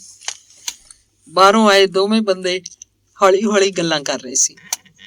ਨੇਕਦਾਸ ਨੇ ਰਾਤ ਵੀ ਦੇਖਿਆ, ਪ੍ਰਤਾਪੀ ਫਜ਼ੂਲ ਗੱਲਾਂ ਕਰਦੀ ਰਹੀ ਸੀ, ਬੇਮਤਲਬ ਸਵਾਲ। ਉਹਨੇ ਤੜਕੇ ਉਹਦੇ ਗੋਡਿਆਂ ਦੀ ਦਵਾਈ ਬਣਾਈ, ਗੋਲੀਆਂ ਗਿਣ ਕੇ ਸ਼ੀਸ਼ੀ 'ਚ ਪਾਤੀਆਂ, ਇੱਕ ਸ਼ੀਸ਼ੀ ਹੋਰ ਗੋਲੀਆਂ ਦੀ ਦਿੱਤੀ। ਇਹ ਉਹਦਾ ਦਿਮਾਗੀ ਸੰਤੁਲਨ ਠੀਕ ਰੱਖਣ ਲਈ ਸੀ। ਇੱਕ ਬੋਤਲ ਪੀਣ ਵਾਲੀ ਦਵਾਈ ਦੀ ਵੀ ਭਰਤੀ। ਇਹ ਤਾਕਤ ਦੀ ਦਵਾਈ ਸੀ। ਇਹਦੇ ਨਾਲ ਉਹਨੂੰ ਖੁੱਲ੍ਹ ਕੇ ਭੁੱਖ ਲੱਗਣੀ ਸੀ ਤੇ ਪੇਟ ਸਾਫ਼ ਰਹਿਣਾ ਸੀ। ਤੜਕੇ ਸਦਿਆਂ ਹੀ ਉਹ ਪ੍ਰਤਾਪੀ ਨੂੰ ਲੈ ਕੇ ਮੰਡੀ ਵਾਲੀ ਬੱਸ ਚੜ੍ਹ ਗਿਆ। ਜਾਂਦੇ ਕਰਦੇ ਡਾਕਟਰਾਂ ਦੀਆਂ ਦੁਕਾਨਾਂ ਖੁੱਲ੍ਹ ਚੁੱਕੀਆਂ ਸੀ। ਅੱਖਾਂ ਦਾ ਇੱਕ ਮਾਹਰ ਡਾਕਟਰ ਉਹਦਾ ਸਿਆਣੂ ਸੀ। ਪ੍ਰਤਾਪੀ ਦੀ ਨਿਗਾਹ ਟੈਸਟ ਕੀਤੀ ਗਈ, ਨੰਬਰ ਮਿਲ ਗਿਆ। ਐਨਕਾਂ ਦੀ ਦੁਕਾਨ ਤੇ ਜਾ ਕੇ ਐਨਕ ਫਿੱਟ ਹੋ ਗਈ। ਹੁਣ ਉਹਨੂੰ ਸਾਫ਼ ਦਿਸਦਾ ਸੀ, ਨੇੜਿਓਂ ਵੀ ਦੂਰੋਂ ਵੀ। ਪ੍ਰਤਾਪੀ ਸੀਸਾਂ ਦੇਣ ਲੱਗੇ, ਵੀ ਭਾਈ ਆ ਤਾਂ ਜਾਣੀ ਦੀ ਚਾਨਣ ਹੋ ਗਿਆ, ਜਿਉਂਦਾ ਰਹਿ, ਤੇਰੀ ਲਾਤ ਦੇ ਖੇੜੇ ਵਸਣ। ਆ ਤਾਂ ਜਾਣੀ ਦੀ ਅੱਖਾਂ 'ਚ ਨਵੇਂ ਆਂਡੇ ਪਾਤੇ ਸੈ, ਲਾਤ ਦੇ ਖੇੜੇ ਫੇਰ ਵਸਾਈ, ਪਹਿਲਾਂ ਪੈਸੇ ਕੱਢ। ਨੇਕਦਾਸ ਨੇ ਕਿਹਾ, ਕਾਹਦੇ ਭਾਈ? ਐਨਕ ਦੇ, ਹੋਰ ਕਾਹਦੇ? ਪੈਸੇ ਤੂੰ ਹੀ ਦੇ, ਹੁਣ ਮਹੰਤ ਬਣਿਆ ਫਿਰਦਾ, ਇੰਨਾ ਵੀ ਨਹੀਂ ਕਰ ਸਕਦਾ। ਫਿਰ ਉਹਦੀ ਲਾਤ ਦੇ ਖੇੜੇ ਐਵੇਂ ਵਸਾਈ ਜਾਨੀ ਹੈ। ਐਨਕ ਦੇ ਪੈਸੇ ਤਾਂ ਮੈਂ ਦੇ ਦਿੰਦਾ, ਵੀ ਚੱਲ ਤੈਨੂੰ ਦੇ ਦਿੰਨੀ ਆ ਸੀਸ, ਦੱਸ ਕੀ ਕਹਾਂ ਤੈਨੂੰ, ਬਸ ਜਿਉਂਦਾ ਰਹਿ ਕਹਿ ਦੇ। ਵਿੱਚੇ ਆ ਗਿਆ ਸਭ ਕੁਝ। ਬਟੂਏ 'ਚੋਂ ਨੋਟ ਕੱਢਦਾ। ਨੇਕਦਾਸ ਮਿੰਨਾ ਮਿੰਨਾ ਹੱਸ ਰਿਹਾ ਸੀ। ਵੇ ਚੱਲ ਭਾਈ, ਮੇਰੀ ਉਮਰ ਤੈਨੂੰ ਲੱਗ ਜੇ, ਹੁਣ ਠੀਕ ਆ, ਤੇ ਫਿਰ ਕੀ ਕਰੇਂਗੀ? ਮੈਂ ਤਾਂ ਸਾਰ ਲੂੰ ਆਪੇ। ਨੇਕਦਾਸ ਨੂੰ ਲੱਗਿਆ ਹੁਣ ਜਿਵੇਂ ਉਹ ਗਿਆਨ ਦੀਆਂ ਗੱਲਾਂ ਕਰ ਰਹੀ ਹੋਵੇ। ਬੱਸ ਅੱਡੇ ਤੇ ਜਾ ਕੇ ਦਵਾਈਆਂ ਦਾ ਝੋਲਾ ਫੜਨ ਵੇਲੇ ਪ੍ਰਤਾਪੀ ਕਹਿੰਦੀ, ਨੇਕ ਇੱਕ ਖੂੰਡੀ ਵੀ ਦਵਾ ਦੇ, ਮੈਨੂੰ ਸਹਾਰਾ ਚਾਹੀਦਾ। ਸਾਹਮਣੇ ਕਈ ਦੁਕਾਨਾਂ ਸੀ। ਇੱਕ ਦੁਕਾਨ ਬਾਂਸਾਂ ਦੀ ਸੀ, ਮੰਜਿਆਂ ਦੇ ਪਾਵੇ ਤੇ ਵਾਣ ਵਿਕਦਾ, ਹੋਰ ਕਿੰਨਾ ਹੀ ਨਿੱਕ ਸੁੱਖ। ਪ੍ਰਤਾਪੀ ਨੂੰ ਉੱਥੇ ਹੀ ਖੜੀ ਛੱਡ ਕੇ ਉਹ ਬਾਂਸਾਂ ਦੀ ਦੁਕਾਨ ਵੱਲ ਗਿਆ ਤੇ ਖੂੰਡੀ ਖਰੀਦ ਲਿਆਇਆ। ਜੋਗੀਪੁਰ ਨੂੰ ਜਾਣ ਵਾਲੀ ਬੱਸ ਤਿਆਰ ਖੜੀ ਸੀ। ਧੰਨਵਾਦ।